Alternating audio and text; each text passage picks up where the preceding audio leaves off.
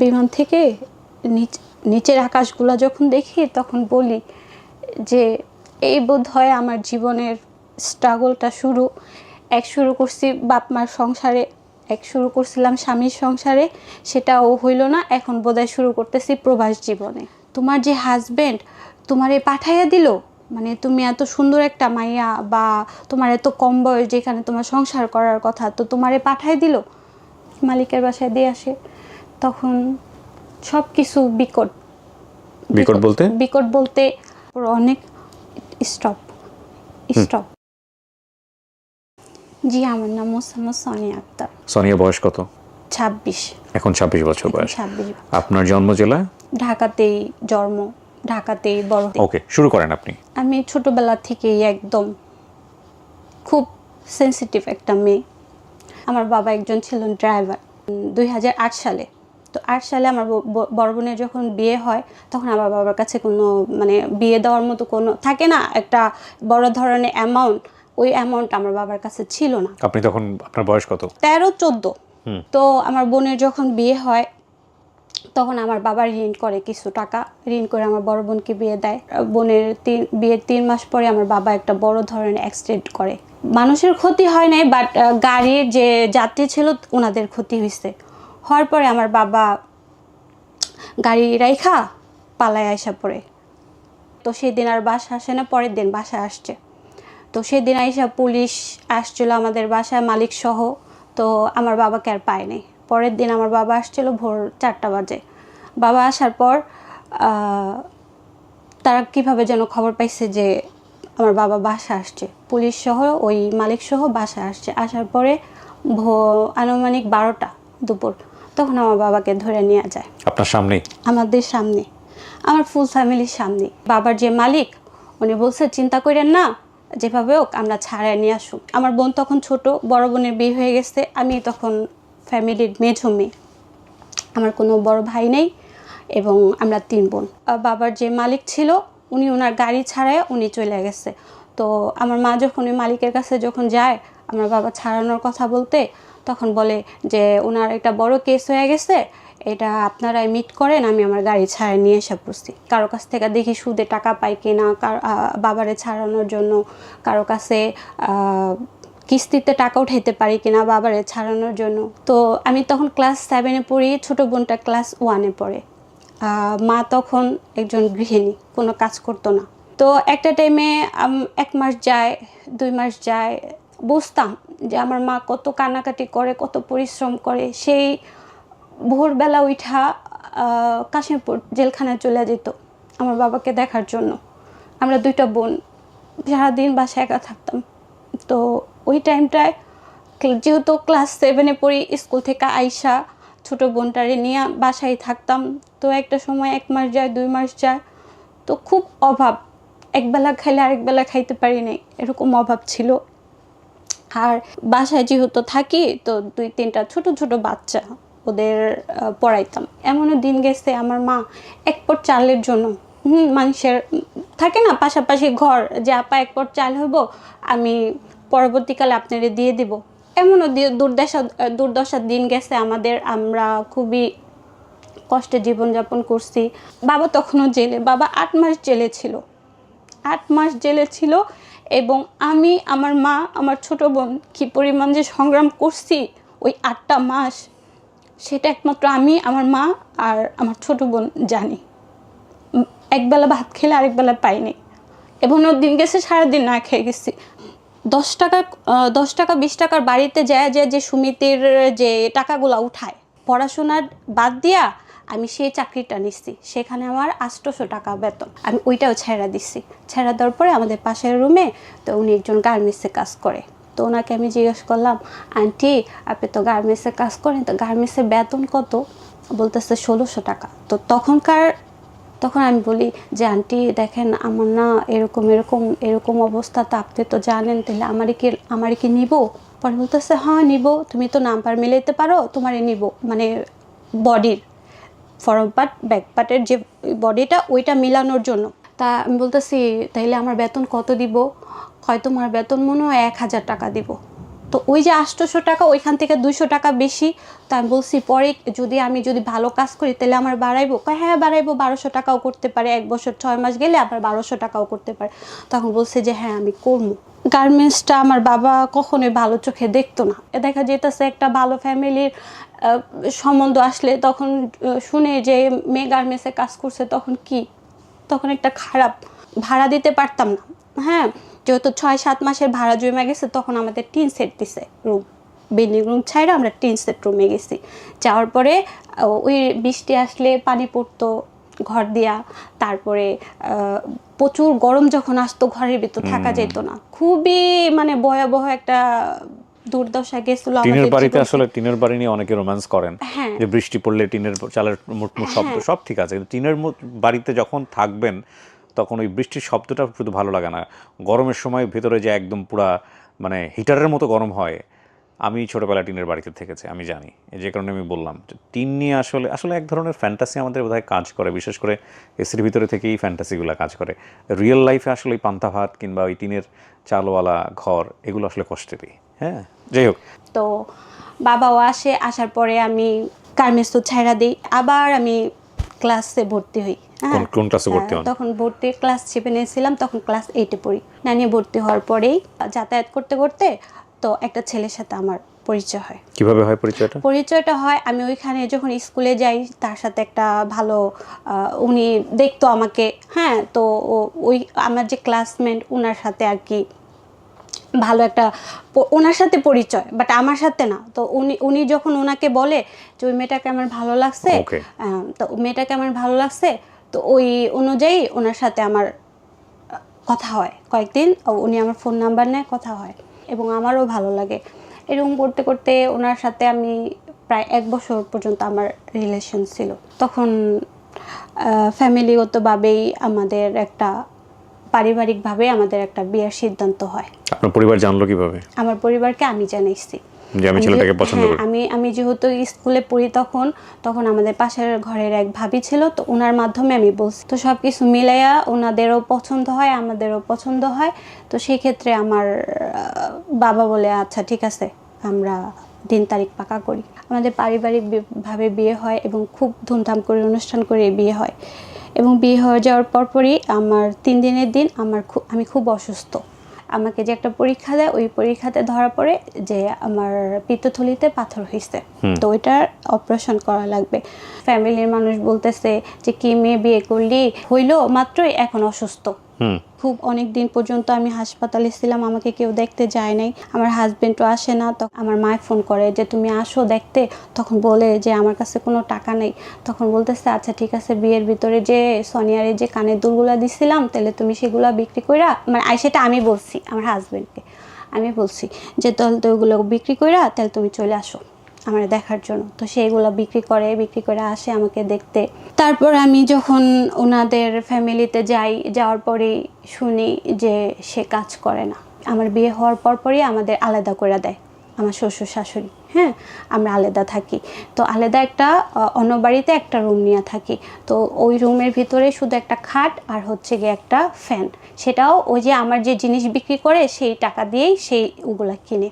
তখন আমি তাকে বলি যে আচ্ছা ঠিক আছে, তাহলে আমি আবারও গার্মেন্টসে কাজে লাগি। তো তখন সে না বলছে, তখন আমি শুনি নাই, যেহেতু 2 বছর হয়ে গেছে সে কাজ করে না ঠিক মতো।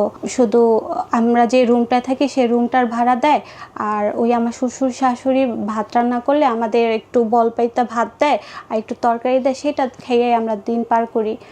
তো দেখতেছি এভাবে দিনকাল চলতেছে না, ভালো চলতেছে না, মানে আমার কাছে কেমন যেন মনে হইতেছে যে। তো একটা সময় আমি বলতেছি যে আপনি তো কোনো কাজ করেন না, কিছু করেন না, তাইলে এভাবে কি দিন যাইব? মানে এক মার এক ছেলে তো যা হয় আর কি, একটা খেলার প্রতি সে আসক্ত। কি খেলা? যেটাকে বলে জুয়া। বিপিএল খেলাগুলো আসে না, এই বিপিএল খেলাগুলো বন্ধুদের সাথে সে বাজি ধরতো। টাকা পাইতো কই? টাকা পাইতো এই যে আমি দিতাম, আমার বাবা মার কাছ থেকে, ওনার বোনের কাছ থেকে নিত, আমার শ্বশুর শাশুড়ির কাছ থেকে নিত। চলে আসতে চাইছে অনেকবার, তখন আমার মা বাবা বুঝাইছে যে এখন অল্প বয়স, হয়তো পরে ঠিক হয়ে যাব, তো যাক এভাবে দিনকাল যাক, একটা বাচ্চা কাচ্চা হইলে হয়তো বা পরবর্তীকালে সে ভালো হয়ে যাব, যে একটা বাচ্চা হইলে ও ঠিক হয়ে যাব, ভালো হয়ে যাব।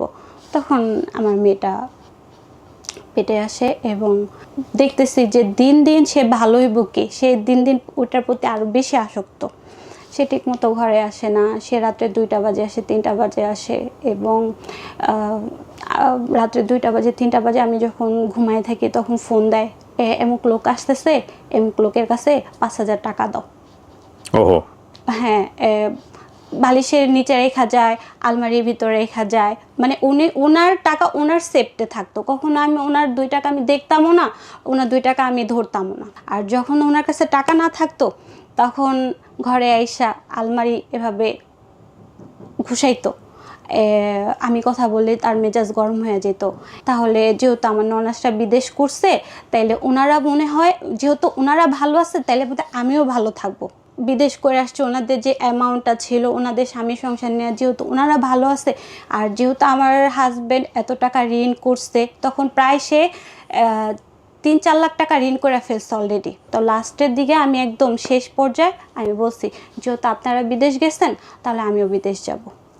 আমিও বিদেশ যাব, আমিও বিদেশ যাইয়া আমিও টাকা ইনকাম করব এবং আমিও ভালো থাকতে চাই। মানে আমার হাজব্যান্ড বলতেছে, তাহলে যাও, তুমি যদি যাও তাহলে তুমি যদি ভালো থাকো তাহলে আমারও টান দিও, আমিও যাবো বিদেশে। পাশের বাড়ি এক আন্টি, উনি ওমানে থাকে আজকে 13 বছর ধরে। তো ওনার সাথে যখন আমি কথা বলি তো উনি বলতেছে, আচ্ছা ঠিক আছে, সমস্যা নেই, আমি তোমার নিয়ে আসবো, এবং সবাই রাজি। তখন আমার বাচ্চাটার বয়স 2.5 বছর।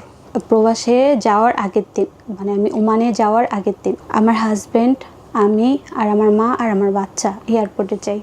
যাওয়ার পরে থাকে না একটা মুহূর্ত, হাজব্যান্ড ওয়াইফের একটা মুহূর্ত থাকে না, তো আমার বুক ফাইটা যেতেছে। আমি যখন এয়ারপোর্টে, আমি যেহেতু 2 বছর থাকবো, যেহেতু আমার ছোট বাচ্চাটা রেখা যেতেছি, আমার মা রেখা যেতেছি, আমি ফুল ফ্যামিলি রেখা যেতেছি, আমার হাজব্যান্ডের রেখা যেতেছি, সব কিছু মিলে যখন আমি এয়ারপোর্টে দাঁড়ায় থাকি, আমি যখন কান্না করি তখন আমার হাজব্যান্ড আমাকে বলে যে এত নাটক কইরো না, মানুষ দেখলে হাসবে। আমার খুব কষ্ট লাগছে এবং যাওয়ার আগে 2 দিন আগে আমি 2টা ফোন কিনি, সেকেন্ড হ্যান্ড টাচ ফোন কিনি, যাতে ওইখানে যেয়ে আমি সবার সাথে যোগাযোগ করতে পারি। তো ওই ফোন 2টাও আমি সুদের উপর টাকা দেখিনি। বিমানে যখন বসি তখন বিমান থেকে নিচের আকাশগুলো যখন দেখি তখন বলি যে এই বোধ হয় আমার জীবনের স্ট্রাগলটা শুরু করছি বাপ মার সংসারে, শুরু করছিলাম স্বামীর সংসারে, সেটাও হইল না, এখন বোধহয় শুরু করতেছি প্রবাস জীবনে। অঝরে কান্না করতেছি, বিশেষ করে আমার ছোট বাচ্চাটা রেখা, 2 বছরের বাচ্চাটা। তো আমি যখন ওমানে যাই, ওমান হচ্ছে গিয়ে মাসকাট, হ্যাঁ, আমি যখন মাসকাটে নামি আর আমি নামবো হচ্ছে গিয়ে ওমান সালালা। তো ওইখান থেকে ওই আন্টি আমাকে নিতে আসে। সে আমারে দেখা মানে অবাক হয়ে গেছে গা, হ্যাঁ, যে সোনিয়া, তোমারে আমি ছবিতে একরকম দেখছি, এখন তো তুমি বাস্তবে অন্যরকম। তোমার হাজব্যান্ড, মানে সে গাড়িতে আমাকে বলতেছে, তোমার যে হাজব্যান্ড তোমারে পাঠাইয়া দিল, মানে তুমি এত সুন্দর একটা মাইয়া, বা তোমার এত কম বয়স, যেখানে তোমার সংসার করার কথা, তো তোমারে পাঠাই দিল। তা আমি বলছি যে যেহেতু সংসার করি, এখন সংসারের দিকে তাকায় আসতেই হয়েছে। পরের দিন আমাকে মালিকের বাসায় দিয়ে আসে। তখন সব কিছু বিকট বলতে আরবিয়ানদের আমি কখনো দেখি নাই। তাদের বিকট চেহারা, মানে বড় বড় চেহারা। আরবিয়ানরা খুব লম্বা লম্বা সাদা সাদা জামা পরে, তাদের ব্যবহার আমি বুঝি না, তাদের কথা আমি বুঝি না, তাদের খাবার আমি খাইতে পারি না। সো যখন ওনারা সামনে আসে আমি খুব ভয় পাই, হ্যাঁ ভয় পাইতাম। আর ওনারা যখন বলতো তখন আমি বলতাম, মুখের দিকে তাকায় থাকতাম আর বলতাম যে কি বলে, আমি তো ওনারা যা বলে আমি বুঝতাম না। আমাকে যখন বলতেছে কাপড় চোপড় আয়রন করতে, তখন আমি তো ওইগুলার কিছুই জানি না যে আমি এগুলো আয়রন করব। তখন ওনাদের বাসায় কোনো কাজের লোক ছিল না, প্রায় 2 বালতি কাপড় চোপড় আমার জন্য রাইখা দিচ্ছে, ওগুলো আয়রন করতে হইব। এবং আমার এই রাইখা তারা 2 দিনের জন্য বাইরে চলে গেছে। তো আমি সারাক্ষণ কান্না করতেছি আর বলতেছি, এই কোন আজব জায়গায় আসলাম, তখন না আমার পাশের বাড়ি এক ভাবি ছিল, ওনার কাছে বলতেছি, ভাবি আমার তো এখানে থাকতে অনেক কষ্ট হইতাছে, আমি তো এখানে থাকতে পারতাছি না, আপনি ওই জান্নাতের আবুরে বলেন না আমি চলে যাবো, আমি এখানে থাকবো না। হ্যাঁ, আমার এখানে থাকতে অনেক কষ্ট হইতাছে, আমি এদের খাবার খাইতে পারতাছি না, আমি এদের কথা বুঝতে পারতাছি না, এরা আমারে আমি নতুন আসছি, আমার এতগুলো কাপড় চোপড় আমি তো এগুলো কখনো করি নাই কা। আমার হাজব্যান্ডে বলতেছে যায় হাঁটতে পারে না, এখনই নাটক শুরু হয়ে গেছে। এবং আমি যখন প্লেনে উঠি সে পরের দিন সেই মোবাইলটাও খেলা হারায় ফেলে, মানে জুয়া খেলে সেটাও শেষ করে। সেটা ইয়ে করে। আমাকে যখন খাইতে দেয় ওই খ্যাপসা, আমিও এই মানে 2 চামচ। খ্যাপসা কি জিনিস? খ্যাপসা হচ্ছে কি আপনার আরবিয়ানদের আমরা যেমন পোলাও খাই না, তো ওনাদের একটা খ্যাপসা, এটা হচ্ছে কি আপনার মুরগি দিয়ে খ্যাপসা রান্না করে। হ্যাঁ, ওনারা একটা আইটেমই খায়, ওনারা জাস্ট আর কোনো আইটেম খায় না। আর রাত্রের রুটি, সকালে রুটি, শুকনা খাবার। তো আপনাকে খ্যাপসা দিয়েছে 2 চামচ? হ্যাঁ, 2 চামচ খ্যাপসা দিছে। তো ওইটা খায় না আমার পেট ভরে নেই। তো আমাকে যে নিচ্ছে তাকে বলতেছি যে আন্টি আমার যে 2 চামচ খ্যাপসা দিছে, এখন আমার তো পেট ভরে নেই কা। জোরে জোরে কথা বলে, ইস হাদা ইস মুশকিলা ইনতা। আমাকে যখন বলে যে জিবি জিবি জিবি জিবি, তো আমি না বুঝতাম না, মানে বলতো যে কি সমস্যা তোর, তুই হ্যাঁ তোর কি সমস্যা, তুই সারাক্ষণ মানে এক ধ্যানে থাকিস কেন, মানে আমাকে বলতেছে। এখন তো বুঝি আরবি, তখন তো আর বুঝতাম না। তখন আমাকে বলতো, আমি তখন কি করতাম, এই যে ওড়না আছে না, ওড়না রাত্রে ওড়না যে থাকতো না, শুইতাম, শোয়ার পরে যে ওড়নাটা থাকতো না মুখের ভিতর ঢুকায়া, তখন জোরে জোরে আমি কাঁদতাম, যাতে করে শব্দ বাইরে না যেতে পারে। এবং আমি যাওয়ার পর শুধুই কাঁদতাম। আর এটার জন্য ওই আন্টির কাছে অবজেকশন দিচ্ছে যে ও এরকম কান্নাকাটি করে, ওরে কিন্তু রাখুন না। হ্যাঁ, ও যদি আরেকবার দেখে কাঁদতে তাহলে ওরে কিন্তু রাখুন না। তাই জন্য আপনি শব্দ যাতে বাইরে না যায় জন্য এরকম করতেন। তখন আমি শব্দ করতাম না। এবং প্রত্যেকটা প্রবাসী মেয়ে জানে যে এই সিচুয়েশনটা কি। হ্যাঁ, এই প্রথম অবস্থায় গেলে কি কষ্ট, কি ধকল, কি পরিমাণ যে তাদের উপর যে প্রেশার যায়, সেটা একমাত্র নতুন যারা যায় তারা বুঝতে পারে। আমি থাকতেই চাই না, আমি ওনাদের বাসায় থাকতেই চাই না। তো থাকতে চাই না, পরে ওই আন্টির কাছে ওনারা ফোন দিচ্ছে। ফোন দেওয়ার পর বলতেছে সোনিয়া অনেক কান্নাকাটি করে, সোনিয়ারে নিয়ে যাও। তো আমি ওখান থেকে আইসা পড়ি। আন্টি আমাকে অনেক বুঝায় যে দেখ সোনিয়া, তোর হাজব্যান্ড এরকম, হ্যাঁ তুই আইসোস 2টা টাকা কামানোর জন্য, তাইলে তুই এরকম কান্নাকাটি করলে কি তোরে রাখবো না, তুই একটু ধৈর্য নিয়ে থাক। তুই কেমন মেয়ে, দেখ তোর হাজব্যান্ড তোরে বিদেশ পাঠাইছে, অথচ তুই সে হাজব্যান্ডের জন্য কান্না করস। আমি কই আন্টি, আমি তো আমার বাচ্চাটার জন্য কান্না করি, আমি তো আমার হাজব্যান্ডের জন্য কান্না করি না। আমি আমার 2 বছরের বাচ্চাটা, 2.5 বছরের বাচ্চাটা, একটা 2.5 বছরের বাচ্চা রাইখা, যে মা রাইখা যায় প্রবাস জীবনে, সেই মাই একমাত্র বুঝে যে তার ভিতরে কি চলে। আমাকে আরেকটা বাসায় দেয়, আর যে বাসায় দিচ্ছে ওই বাড়িতে হচ্ছে গিয়ে 9 জন, আমি নিয়ে 10 জন। 9 জন লোকের একজনই কাজের লোক? হ্যাঁ, একজনই আমি ছিলাম। ওকে। হ্যাঁ, আর যে বাড়িতে ছিলাম ওই বাড়িতে হচ্ছে গিয়ে আপনার 7টা ছেলে, তাদের কোনো মেয়ে ছিল না। হ্যাঁ, তাদের কোনো মেয়ে ছিল না, তার 7টা ছেলে। বউ কয়জন? বউ একজন, কফিল একজন, আর হচ্ছে গিয়ে আমি, আর তার একটা প্রতিবন্ধী বোনের মেয়ে ছিল। ওকে। তো এই ফুল ফ্যামিলিটার কাজ আমি করতাম। কাপড় চোপড় ধোয়া, কাপড় চোপড় আয়রন করা, রান্না বাড়া করা, বাড়িঘর গোছানো, সব কিছু আমার উপরে। মেয়ের কথা মনে পড়তো না, তখনই না বুক ফাইটা কান্না আসতো। কান্না কইরা আবার ওই পানি দিয়া মুখ ধুইয়া আবার ওদের সামনে যেতাম। তখন ওরা বলতো ইস মুশকিলা সোনিয়া, মানে কি হয়েছে? হ্যাঁ, ইনতা আলা তুললে কি। তখন আমাকে বলতো যে তুই প্রতিদিন এইভাবে কেন কান্না করস। তখন আমি বলি যে আমার 2 বছর একটা বাচ্চা রেখে আসছি, বাচ্চাটার কথা মনে পড়লে আমার খুব কান্না আসে। তখন ম্যাডাম বলে ও মিসকিন, এটা মিসকিন, মানে বলতেছে উফ কি মানে গরিব আমরা, যে একটা বাচ্চা রেখে আইসা পড়ি। হ্যাঁ, একটা বাচ্চা রেখে আইসা পড়ি, আরে মানে বেচারি, মানে আমরা বলি না যেটাকে বেচারি হিসেবে, তো উনি এইভাবে মানে আমাকে বলে। 1 মাস যে কাজ করছে ওনার ওই আগের যে বাসা, ওই বাড়িতে আমার কোনো বেতন দেয়নি। এই যে বাসা আসছে ওই বাসার বেতন আমি আমার হাজবেন্ডের কাছে পাঠাইছিলাম। মহামারী করোনার সময় আমি ওমান, হ্যাঁ 2019 সালে। আস্তে আস্তে আমার হাজবেন্ড আমার থেকে একটু ধাপে দূরে চলে যেতেছে। কিভাবে বুঝলেন? যখন আমি টাকা পাঠাইতাম তখন খুব ভালো, আমি 50,000 টাকা চাইছে আমার কাছে। তো আমার কাছে তখন ছিল না, তখন আমার ম্যাডামের কাছ থেকে যেন আমি 2 মাসের অগ্রিম টাকাটা নিয়ে আপনি পাঠাবেন। নিয়ে আমি যাতে আমার হাজবেন্ডকে দেই। তো আমি বলছি না, এটা তো উনি আমার এক্সট্রা দিব না, আমি যেই মাস কাজ করব সেই মাসে সে আমাকে সেই টাকাটা দিবে, কিন্তু সে এভাবে আমারে টাকা দিবে না। তো তখন আমি তাকে 40,000 টাকা দিই, সেই টাকাগুলা সে নষ্ট করে ফেলছে। তো একটা সময় যখন শুনি যে ঘর ভাড়াও সে ঠিক মতো দেয় না, সে কাজও করে না, সে আমার টাকার উপর ডিপেন্ড করে সে চলাফেরা করে। আপনাকে এগুলো বলেছে কে? বলেছে আমাদের পাশের ঘরের একজনই, ওনার সাথে উনিও ওমানে থাকে। হ্যাঁ, তো উনি ওমান থাকে, উনি আবার ওর পাশের ঘর থেকে ওনার ভাগ্নির সাথে কথা বলতেছিল। তখন বলতেছে, আন্টি আন্টি দেখো, ওই সনি আন্টি জামাইয়ের ঘরে না, জামাইয়ের না ধরতে আসছে পুলিশে। তো হ্যাঁ, তো উনি আবার বলতেছে কি ক্যামেরাটা ঘোরাতো, তো উনি আবার ক্যামেরাটা ঘুরাইছে, ঘুরে দেখতেছে যে পুলিশ আমার রুমে গেছে, মানে আমার হাজবেন্ডের রুমে গেছে। যখন দেখতেছে যে পুলিশ আসছে, তখন উনি ফোনটা কাইটা সাথে সাথে সে আমারে ফোন দিছে যে সোনিয়া, তুমি এখান দিয়ে টাকা পাঠাও, আর তোমার জামাই এখান দিয়ে টাকা এভাবে ছড়ায়, এই যে দেখো তোমার ঘরে তোমার জামাইরে পুলিশ ধরতে গেছে। তোমার জামাই ঘরের ভিতর বসে বসে জুয়ার আড্ডা বসাইছে। ওকে, আমার মাথা ঠিক নাই, মানে আমি কি করবো। তার বোনের জামাই তারে ছাড়াই নিয়ে আসছে, আসার পরে সে আমাকে ফোন দিচ্ছে। ফোন দেওয়ার পর আমি তো বলতাছি, আমি তো হাসি মুখে কথা বলতেছি, তো বলার পর আমি বলতাছি, তাই বাসায় কিভাবে পুলিশ আসে? হ্যাঁ, পুলিশ আসছে কেন? কয় তোমারে কে কইছে? আমি শুনছি। তো শোনার পর আমি ওনার সাথে খুব রাগারাগি করি, এবং সেও আমার সাথে রাগারাগি করে যে খেলছি, তোর টাকা দিয়ে খেলছি, এটা আমার টাকা দিয়ে আমি খেলছি, তোর এত সমস্যা কি? তুই বিদেশ থাকুস, বিদেশের কাজ কাম নিয়ে থাকবি, তুই আমার ব্যাপারে এত নাক গলাস কে, আমার ব্যাপারে এত কথা বলস কে? তো ওই টাইমটার থেকেই না আমার একটা সেন্স আসছে যে আমি যেহেতু প্রবাসে থাকি, আমি যেহেতু টাকা মাসের পর মাস বাংলাদেশে ছাইরা দিতেছি, হ্যাঁ, আমার কাছে আমি কিছু ধরে রাখতে পারতেছি না।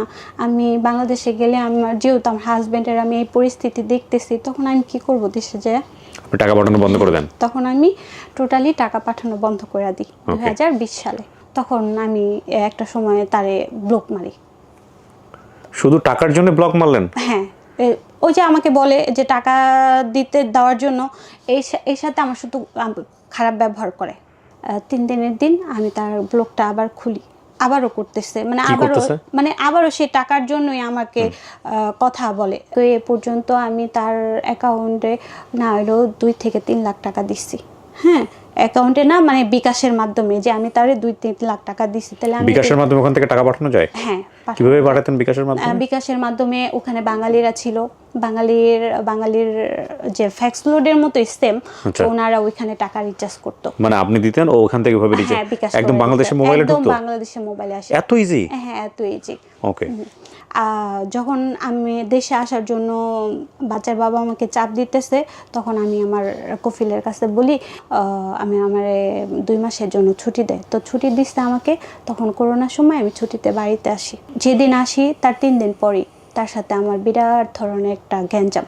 2 দিনের দিন আমার বলতেছে যে আমি কত টাকা এই 13 বছরে ইনকাম করছি, এই ইনকামের টাকা যদি আমি তারে বলতে পারি, হ্যাঁ, কোথায় কোথায় খরচ করছি এবং আমার কাছে কত টাকা আছে, তাহলে সে আমার সাথে সংসার করব, নাহলে আমার সাথে সংসার সে করবে না। তো এগুলো যখন বলার পর আমি বলছি যে কোন জায়গায় আছে যে একটা মেয়ে মানুষ টাকা ইনকাম করে এবং হাজবেন্ডের কাছে সেই হিসাবটা দিব, হিসাবের সাথে মিললে সেই মেয়েটা সংসার করবো, আর নাইলে করবো না। একটা বড় ভাইয়ের মাধ্যমে মানে একটা ঘরোয়াভাবে একটা বিচার হয়েছে। তো ওই বড় ভাই বলতেছে যে তুমি তো তোমার বউরে বিদেশ পাঠাইছো, এখন তুমি কি তোমার বউরে বিদেশ পাঠাইতে চাও আরেকবার? পরে বলে না বলছে। তখন আমিও বলছি যে না, আমি আর যাবো না। আমার কাছে যে 70,000 টাকা ছিল, উনি চাইতেছে ওই টাকাটার সাথে আমি আরও কিছু টাকা দিয়া ওনাকে একটা সিএনজি কিনা দিই, যেহেতু উনি সিএনজি চালাইতে পারে। তো আমাকে 70,000 টাকা তো আর একটা সিএনজি হয় না, আরও কিছু টাকা লাগে। তো ওই টাকাটা ওনার কাছেও নাই, আমার কাছেও নাই। তো উনি এই ক্ষেত্রে বলে যে তাইলে আরেকবার যাও। তা আবার আমাকে একটা সুযোগ দিল বিদেশে আসার জন্য, ওমানে আসার জন্য আবার একটা সুযোগ দিল। সেই সুযোগে আমি আসলাম। বাবার সাথে কথা বলে আসছি, যেদিন টিকিট দিছে তারপরের দিন আমার বাবা মারা গেছে। আপনি কি তখন কোথায়? আমি বাংলাদেশে। আমার আব্বা মারা যাওয়ার 6 দিন পর আবার আমি চলে যাই ওমানে। পরের মাসের থেকে আমি আর টাকা পাঠাই না বাংলাদেশে। পাঠাই না, 2 মাস 3 মাস সে দেখছে যে আমি আর টাকা পাঠাইতেছি না। হ্যাঁ, তো তখনই সে আমার এলাকার কিছু মুরব্বি নিয়ে সে এই আমাদের একটা এলাকার যে পুলিশ ফাঁড়ি বলে যেটাকে, ওইখানে যা বলতেছে যে আমার বউ বিদেশ গেছে, যেহেতু আমার বউ বিদেশ থাকে, আমার তার সাথে মনোমালিন্য, তার সাথে আমার সংসার করার ইচ্ছা নাই, সে আমার কাছে ফোন করে না, সে আমার সাথে কথা বলে না, আমি তারে দেশে আসতে বলতেছি, সে দেশে আসে না, তো এই ক্ষেত্রে কি আমি তারে ডিভোর্স দিতে পারবো? হ্যাঁ, ডিভোর্সের একটা কপি পাঠাইতে পারো। তো আমি ওই ডিভোর্সের, সে আমাকে ওই কপিটা ইমোতে পাঠায়, তুমি বাংলাদেশে না আসলে আমি ধরে ছেড়ে দিই। তো আমি বলছি আচ্ছা ঠিক আছে, ছেড়ে দাও, আলহামদুলিল্লাহ, সমস্যা নেই। আমি এখন এখানে আসছি, আমি 1.5 বছর থেকে আসছি, 5 মাস ধরে আমার নতুন করে আবার ভিসা লাগাইছে, এখন আমার কোনো মুহূর্তেই তারা আমার আর যাইতে দিব না বাংলাদেশ, তো যাইতে দিব না। এখন কি আমি তাদের সাথে ঝগড়া কইরা বা তাদের সাথে মারামারি করে আসতে পারবো না, তো এখন তোমার যেটা ইচ্ছা সেটা করো। তো সে একটা পর্যায়ে তখন বলতেছে আচ্ছা ঠিক আছে, তাহলে তোমার মারে আমাদের বাসায় পাঠাও। তখন আমার মা যায়, এবং আমার তো আর গার্জিয়ান বলতে কেউ নেই। যাওয়ার পরে আর ওনাদের ফ্যামিলি সবাই থাকার পরে একটা পর্যায়ে কাজীরে ডাকে, কাজীরে বারবার বলতেছে দেখেন উনি যেহেতু বিদেশ থাকে, আপনাদের যেহেতু দুজনেরই মাথা গরম, তো উনি বাংলাদেশে আসার পর আপনারা ডিসিশন নিন, এখন যেভাবে আছেন সেভাবেই থাকেন। কিন্তু সে বলতেছে না, আমি তারে বাংলাদেশে আসতে বলি, সে আসে না, আমি এই মুহূর্তে তার আমি ছেড়ে দিন। তো ঘরোয়াভাবে যেমন বিয়ে হয় তেমন ঘরোয়াভাবেই আমাদের ছাড়াছাড়ি হয়ে যায়। আপনি ছিলেন ওই সময়টাতে ফোনে? আমি তখন ওমানে ছিলাম। ফোনে ছিলেন? হ্যাঁ, ফোনে ছিলাম। ওই সালিশের মধ্যে আপনার বক্তব্য ছিল? হ্যাঁ। কি ছিল আপনার বক্তব্য? কি ছিল আমার বক্তব্য? যখন আমাকে কাজে জিজ্ঞেস করছে যে আপনি কি উনার সংসার করতে চান, এখন আমি বলতেছি আমি যদি করতে চাই, উনি তো করতে চায় না, হ্যাঁ, বা ওনার যে ইচ্ছা উনি আমাকে ছাইরা দিব, তো দরকার নেই। আপনি শুধু আমাকে একটা জিনিস বলেন যে উনি ছেড়ে দিতে চাচ্ছে বিষয়ে আপনার কোনো দ্বিমত ছিল কিনা, নাকি আপনি সেটা মেনে নিয়েছেন? হ্যাঁ, আমি মেনে নিচ্ছি। ব্যাস, দ্যাটস অল। Okay, fine. তারপর তো উনি যখন আমারে কান্নাকাটি করে, মানুষের কাছে বলে যে উনি ভুল করছে, তখন আমি সেটাতে মানে গইলা যাই। আমি তার কথা অনুযায়ী আমিও বলছি যে আচ্ছা ঠিক আছে, তাহলে ভুল যেহেতু করছেন, তাহলে আমি আপনার সাথে আবার সংসার করতে পারি। মানে সালিশের মধ্যে 3 তালাক দিয়েছিল?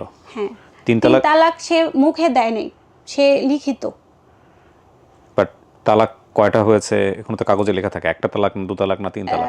না, যখন কাগজটা পড়েছেন আপনি? আমি অনুমান করে কিছু বলে না, সব রেকর্ড হচ্ছে কিন্তু। হ্যাঁ, যা বলবেন, কারণ আপনার কথা এখানে যদি আপনি কোনো কিছু ভুল বলে থাকেন বা কোনো কিছু হাইড করে থাকেন, আপনার যিনি প্রাক্তন হাজব্যান্ড ছিলেন তারও কিন্তু এখানে এসে বলার সুযোগ আছে, কারণ আপনার পুরো লাইফ স্টোরির মধ্যে আগাগোড়ায় তাকে নিয়ে কমপ্লেন, ঠিক আছে?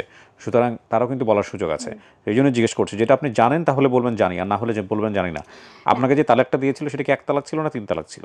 সে কাজী ডেকে আনছে, কাজী ডেকে আনার পর কাজী আমাকে ফোনে জিজ্ঞেস করছে আপনার হাজব্যান্ড তো আপনাকে ছেড়ে দিতে চাইতেছে, তাহলে আপনার মানে মতামত কি? আমি বলছি সে যদি আমাকে ছেড়ে দেয় তাহলে আলহামদুলিল্লাহ, আমিও তারে ছেড়ে দিচ্ছি, আপনার কোনো দাবি দাবা আছে? তাহলে এটা আমি জানি না, এটা ধর্মীয় অনুসারে কি বলবেন, বাট আইন অনুসারে যেটা হয়েছে সেটা তালাক হয়ে গেছে, বাট ধর্মীয় অনুসারে এটা আমি জানি না ব্যাখ্যা কিছু, তুমি মুফতি নই, সো আমি বলতে পারবো না। বাট এটা যদি 3 তালাক হয়ে থাকে তাহলে এটাই ভাবে ফেরার সুযোগ নাই ধর্মীয়ভাবে, বাট আইনানুগভাবে বোধহয় আছে, আই এম নট শিওর। সে আমাকে মুখে কিছু বাট এটা এখানে একটা লেসন আছে কিন্তু, এই যে আবেগের বশবর্তী হয়ে যে তালাক দিয়ে দেই, এগুলো নিয়ে দেখবেন যে একসময় বাংলাদেশ টেলিভিশন সহ আরও অন্যান্য জায়গাগুলোতে মানুষের সচেতনতা বৃদ্ধি করার জন্য বিভিন্ন ছোটো ছোটো নাটিকা হতো, হ্যাঁ, এবং এগুলোর কিন্তু খুব গুরুত্ব আছে। আপনি যদি দেখেন, আমাদের ধর্মটাকে যদি দেখেন, আমাদের ধর্মে তালাক দেওয়া বিষয়টা এতটাই সায়েন্টিফিক, মানে এতটা বৈজ্ঞানিকভাবে করা হয়েছে, মানুষের সাইকোলজিকে স্টাডি করে। সাইকোলজি স্টাডি কী বলবো, মানে আল্লাহর নির্ধারিত নিয়ম আমি যদি বলি, মানে এর চেয়ে বেস্ট পদ্ধতি আর কোনো জায়গায় হতে পারে না। হ্যাঁ, মানে আপনি যে রাগে একটা মানুষকে তালাক দিবেন, তার আগে বহুবার সুযোগ দেওয়া হয়েছে যে রাগে প্রথমত ডিস্টেন্স নাও, দূরত্ব নাও, তারপরে যদি না হয় তাহলে 1 তালাক দাও, তারপরে যদি 1 তালাকের পরে ফেরার সুযোগ থাকে, তারপরে 2 তালাক, তারপরে 2 তালাকের পরে ফেরার সুযোগ থাকে, তারপরে হলো না, তার মানে 3 তালাক দিয়ে দাও, তখন আর কোনো ফেরার সুযোগ নেই, তখন আরেকজনের সাথে বিয়ে হতে হবে, তারপরে ফিরে আসবে।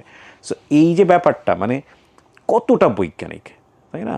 কিন্তু আমরা রাগের বশবর্তী হয়ে অনেক বড় ভুল করে ফেলি, যেটা হয়তো ওনাদের ক্ষেত্রে হয়েছে। জি, আপনি বলছিলেন যে আপনার প্রাক্তন হাজবেন্ড তখন কান্নাকাটি করছে এবং আপনিও ভুলে গেছেন যে হ্যাঁ, আপনারও মনে হয়েছে। আমিও ভুলে গেছি এবং ভুলা যাইয়া তাকে বলছি হ্যাঁ আমি আবার আপনার সাথে সংসার করতে চাই, ঠিক আছে আপনি যদি নতুন জীবনে ফিরে আসেন তাহলে। নতুন জীবন বলতে আমি তারে বলছি যে যদি আপনি ওই যে বাংলাদেশে যেই কাজগুলা করেন ওইগুলা বাদ দিয়ে যদি আপনি সৌদি আরবে বা ওমানে যে কোনো একটা বিদেশে যাওয়ার উদ্যোগ নেন তাহলে আমি আপনার সাথে সংসার করব, ঠিক আছে। তখন হ্যাঁ বলছে হ্যাঁ আমি বিদেশ যাব। তখন তাকে আমি পাসপোর্টের টাকা দিই, তাকে আমি মেডিকেলের টাকা দিই এবং সে বিদেশ যে আসছে সম্পূর্ণ তারে আমি নিয়ে আসি। কোথায় নিয়ে আসেন? এই সৌদিতে। আপনি কোন দেশে? আমি তখন ওমানে। 2020 সালে আমি ওমান থেকে বাংলাদেশে আসি। আসার পরে ওয়ার্ড্রোফের ভিতরে আমি একটা কাগজ পাই। তো কাগজ কোন ওয়ার্ড্রোব? আমাদের ঘরের ওয়ার্ড্রোব। ওনার যে ঘর ছিল ওনার ঘরের ভিতরে একটা কাগজ পেয়েছি আমি, ঠিক আছে। সেটা হচ্ছে গিয়ে আমি বের করে দেখি যে আমার যে ডিভোর্স পেপার। প্রতিনিয়ত আমার কাছে বলছে যে এটা তালাক হয় নাই, এটা জাস্ট সে সাইন দিছে, সেটা উকিলের মাধ্যমে উকিলের কাছে গেছে, উকিলে সে কাগজ পাঠাইছে কিন্তু আমার বাসায় কোনো কাগজ যায়নি। হ্যাঁ, সে টোটালি এটা অস্বীকার করছে যে এটা হয়নি তালাক। হ্যাঁ, তো যেহেতু আমি এটা কাগজটা পাইছি ওনার কাছে জিজ্ঞেস। কাগজে কি লেখা ছিল? কাগজে পুরা সিল দেওয়া ছিল। সেটা ঠিক আছে, কাগজ থাকলে সিলই থাকবে। কাগজে কি লেখা ছিল? আপনি তো লেখাপড়া করেছেন, কাগজে কি লেখা ছিল 3 তালাক এরকম কোনো কিছু লেখা? হ্যাঁ, ওখানে লেখা ছিল 3 তালাক অনুযায়ী তাদের মানে শরিয়াত মোতাবেক তাদের ডিভোর্স লেটার। হ্যাঁ, এবং সেটা কোড হয়ে আসছে, সেটা আমার বাসায় সে দেয় নাই, সে ওইটা ওনার কাছেই রাখছে। এটা সম্পূর্ণ সে গোপন রাখছে, ঠিক আছে। গোপন রাখার কি আছে? আপনাদের তো সালিশের মধ্যেই ডিভোর্স হয়ে গেছে কিন্তু কাগজ তো আমার বাসায় যায় নাই। তাকে জিজ্ঞেস করছেন? হ্যাঁ, আমি এক বড় ভাইয়ের কাছে জিজ্ঞেস করছি। বড় ভাই আপনি তাকে জিজ্ঞেস করছেন? হ্যাঁ, তাকে জিজ্ঞেস করছি। সে কি বলেছে? সে বলছে না এটা হয় নাই। ওকে, আপনি হয় না এটাকে মেনে নিছেন না মানেন নাই? না, আমি মানি নাই। আপনি বলছেন ডিভোর্স হয়ে গেছে? হ্যাঁ, আমি বলছি ডিভোর্স হয়ে গেছে। ওকে, তারপর? কাজীকে দেখাইছি, তারপর হচ্ছে গিয়ে কয়েকজন যারা বুঝে এই সম্পর্কে তাদের দেখাইছে, তারা বলছে হ্যাঁ হয়ে গেছে। ওমানের থেকে সৌদি আরবের স্যালারিটা একটু বেশি, মানে বেতনটা একটু বেশি, তো ওই অনুযায়ী আমি আবার সৌদিতে ঢুকি। তারপর ওনার সাথে আমার 2022 সালে শুরুতেই শেষ। তো যেহেতু এখন আমার আর পিছু টান নাই, যেহেতু আমার সাথে তার সম্পর্ক নাই, যেহেতু আমার বাবা নাই, যেহেতু আমার মা আছে, আমার একটা বাচ্চা আছে, তো ফ্যামিলিতে আমি কিছু টাকা দিয়ে সে টাকাগুলো আমি জমাইতাম এবং সেই টাকাগুলো জমাইতে আমার যখন 2 বছর পূর্ণ হয়ে যায় তো তখন আমি বাংলাদেশে আসি। মেয়ের বয়স কত তখন? মেয়ের বয়স তখন 9 বছর। কত বছর রেখে গেছিলেন? মেয়েকে রেখে গেছিলাম 2.5 বছর। 9 বছরেও আপনাকে তেমন একটা কাছে পায় নাই? না, এই 9 বছরেও আমাকে কাছে পায় নাই। বাবার কাছ থেকেও বিচ্ছিন্ন ছিল এবং মায়ের কাছ থেকেও বিচ্ছিন্ন ছিল। আপনি 2 বছর পরে বাংলাদেশে আসলেন? হ্যাঁ, 2 বছর পর বাংলাদেশে আসছি, তখন আমার কাছে আমার অ্যাকাউন্টে 4 লাখ টাকা। আচ্ছা, আমার অ্যাকাউন্টে 4 লাখ টাকা। আমার আত্মীয় স্বজনের সমস্যা। কি সমস্যা? সমস্যা সবাইরই। এখন আমি বিদেশ থেকে আসছি, দেখা যেতেছে এর মেয়ে বিয়ে দিবে, হ্যাঁ আমার মামার মেয়ে বিয়ে দিবে, তখন আমার কাছে আসছে, তখন আমি তার কিছু টাকা দিই মামাকে। তারপরে হচ্ছে গিয়ে আমার ছোট বোনের আমি কিছু টাকা দিই। তারপরে হচ্ছে গিয়ে আমার একটা জায়গা ছিল আমার মার নামে, ওই জায়গাটা আমি রেজিস্ট্রেশন করার জন্য কিছু টাকা দিই। তো এভাবে করতে করতেই না আমার 4 লাখ টাকা শেষ। আমার 4 লাখ টাকার ভিতরে আমার আর কোনো টাকা নেই। হ্যাঁ, যাওয়ার জন্য আবার আমি উদ্যোগ নিই যে না আবার 2 বছর থাকতে হবে। জ্বর নিয়েই আমি আবার বিদেশ যাই। হ্যাঁ, শরীর অসুস্থ নিয়ে আবার বিদেশ যাই। তো জ্বরটা হওয়ার পরে আমি ভালোভাবে সুস্থ না হয়ে আমি যাওয়ার কারণে আমি ওইখানে 3 মাস থাকা, মানে সৌদি আরবে 3 মাস ছিলাম। 3 মাসের সময় আমি আবার অসুস্থ হয়ে যাই। হ্যাঁ, অসুস্থ হয়ে যাওয়ার পরে আমি আবার ব্যাক আইসা পড়ি এই বাংলাদেশে আইসা পড়ি। এখন আমি পুরাই শূন্য। পুরাই শূন্য। আমি কারোর কাছ থেকে টাকা, যারা আমার কাছ থেকে টাকা নিচ্ছে তাদের কাছ থেকেও টাকা পাইতেছি না এবং আমার নিজের কাছেও কোনো টাকা নাই এবং আমি এখন টোটালি জিরো। তো ঘুরা যখন প্রবাসীদের একটা কথাই বলা হয় যে 6 বছর বিদেশ থাইকা কি করলি? প্রশ্নটা তো করাই উচিত, তাই না? এটা শুধু আমার ক্ষেত্রে না, এটা প্রত্যেকটা প্রবাসীদের একটাই প্রশ্ন। সংসারটা থাকলো না, বাচ্চা পাইলেন না, এক অর্থে বাচ্চা তার শৈশব হারালো। আপনিও জীবনের সবচেয়ে গুরুত্বপূর্ণ সময়গুলো বিদেশের মাটিতে হারালেন। পরবর্তীতে বিয়ে শাদী হয়েছে? না। এখনো বিয়ে শাদী করেননি। জি না। আপনার ডিভোর্স হয়ে গেল 2022 সালে, 3 বছর আপনি বিয়ে শাদী করেন। আপনার বয়স কত বলছিলেন? এখন বর্তমানে 26।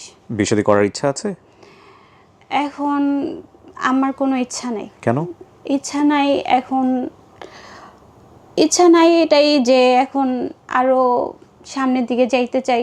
বাচ্চাটা বড় হয়েছে, বাচ্চাটা নিয়ে আমি থাকতে চাই। মাও আছে, আমার ফ্যামিলি। আপনার ছোট বোন? আমার ছোট বোন বিয়ে হয়ে গেছে। মানে আপনি, আপনার মা আর আপনার বাচ্চাটা নিয়ে একটা সংসার। কিভাবে চলে? এই যে আমি বিদেশ যাই, এই বিদেশে আবার মাঝে মাঝে চলে যান বিদেশে, বিদেশে 1 বছর 2 বছর করে যান। বিদেশে চলে যাই। দুই আমার আমার যে বেতনটা এটা দুই ভাগে ভাগ করা হয়। একটা আমার অ্যাকাউন্টে থাকে, একটা ফ্যামিলির অ্যাকাউন্টে থাকে। মানে ফ্যামিলির জন্য আমি পাঠাই। আমার ফ্যামিলি, ঘর ভাড়া, আমার বাচ্চার খরচ। ঠিক আছে, বিস্তারিত না যাই, কিন্তু কথা হচ্ছে যে এভাবেই জীবন চলবে। এখন প্রবাসীদের এভাবেই জীবন যায়। আমি প্রবাস জীবনের গল্প আসলে মাত্র কয়েকটা এপিসোড করেছি, আপনারা জানেন, এবং এই গল্পগুলো আমি তুলে নিয়ে আসতে চাই। এবং সত্য কথা বলতে যেটা, যে এটার একটা অদ্ভুত সাড়াও পেয়েছি। বিশেষ করে আমি যখন প্রথম দিকে আপনাদেরকে জানিয়েছিলাম, প্রচুর মেইল এসেছিল। আবারও আহ্বান করছি, যারা প্রবাস জীবনের গল্পগুলো আমাদের এখানে বলতে চান, আমরা সেই গল্পগুলো তুলে নিয়ে আসতে চাই। বাংলাদেশের মানুষকে জানাতে চাই যে কী পরিমাণ কষ্ট, কী পরিমাণ শ্রম, কী পরিমাণ ত্যাগ এই সব ডলারের পেছনে থাকে, যে যার কারণে সে আমার সমস্ত সার্টিফিকেট সে আগুন দিয়ে পুড়িয়ে ফেলেছে। তো ওই দিন আমি জিদ করেছিলাম মনে মনে যে যদি আমি আমার যোগ্যতা থাকে আমি একদিন কিছু না কিছু করে তোমাকে দেখাবো। মজুরি যেটা আছে যে 500 টাকা করে, যে রড হেল্পার বলে যেটা আর কি, আমি সেই কাজটাও করছি। ওরে বাবা, এটা কেউ জানে না, এটা একটা লোকও জানে না। আমার রেভিনিউ যদি 3 বছরে ধরেন, মোট 3 বছরে আমার ইনকাম হচ্ছে 80 লাখ প্লাস।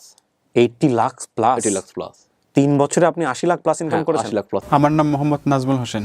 নাজমুল হোসেন, আপনি কোথা থেকে এসেছেন? আমি সিরাজগঞ্জ সাদাতপুর থেকে আসছি। সিরাজগঞ্জ থেকে এসেছেন। আপনার বয়স কত এখন? 33 প্লাস। 33 প্লাস, ওকে। কি গল্প আপনার, একটু বলেন তো আমাদেরকে। আসলে গল্প না, এটা রিয়েল যে হিস্টোরি, লাইফ হিস্টোরি এটাই। করোনার আগে আমি স্যানিটারি পাইপ ফিটিংস এগুলো আমার নিজস্ব বিজনেস ছিল। আচ্ছা। এবং ঢাকা বাড্ডাতে আমার একটা দোকানও ছিল। মোটামুটি আলহামদুলিল্লাহ খুব ভালোভাবে ফ্যামিলি নিয়ে চলতেছিলাম। করোনা চলে আসলো, সরকার থেকে ঘোষণা আসলো যে কোনো দোকানপাট কোনো কিছু আর খোলা থাকবে না, সব বন্ধ। এখন সেক্ষেত্রে আমার ভাড়া এভরিথিং আমাকে কিন্তু ঠিক মতো দিতে হচ্ছে। তো একটা চিন্তার ভিতর পড়ে গেলাম, এবং ওখানে বেশ কয়েক লক্ষ টাকা আমার ছিল, রিজার্ভ ছিল, যেটা সঞ্চয় ছিল আর কি। তো যাই হোক, তখন এমন একটা সিচুয়েশন হলো, সবাই জানেন যে আসলে মানুষ বেঁচে থাকবে কিনা বা পৃথিবী থাকবে কিনা এটাই কেউ চিন্তা করতে পারে নাই ইনিশিয়াল স্টেজে। হ্যাঁ, ওই সময় এরকম মনে হচ্ছিল। তো চিন্তা করলাম যাক, কিছু টাকা আছে, এটা বাসার ভিতর থেকে অন্তত বেশ কিছুদিন তো অন্তত চলা যাবে। এর ভিতর দেখে আল্লাহ যদি করোনাটাকেই করায় তো ঠিক হতে পারে। তো 3-4 মাস যাওয়ার পরে আমাদের অনেকগুলো টাকা অলরেডি শেষ হয়ে গেল, খরচ আরো বেড়ে গেল, কারণ বাসায় বসে বসে খাওয়া দাওয়া। আমার তখন 1 ছেলে 1 মেয়ে। এক পর্যায়ে এরকম চলতে চলতে আমাদের কাছে টাকা পয়সা যা ছিল সবই শেষ। এদিকে দোকানদার বলতেছে যে তার ভাড়া ঠিক মতো দিতে হচ্ছে। এখন চিন্তা করলাম তাহলে দাঁড়ায় দোকানও রাখা যাবে না, ছেড়ে দিলাম ওনাকে দোকান।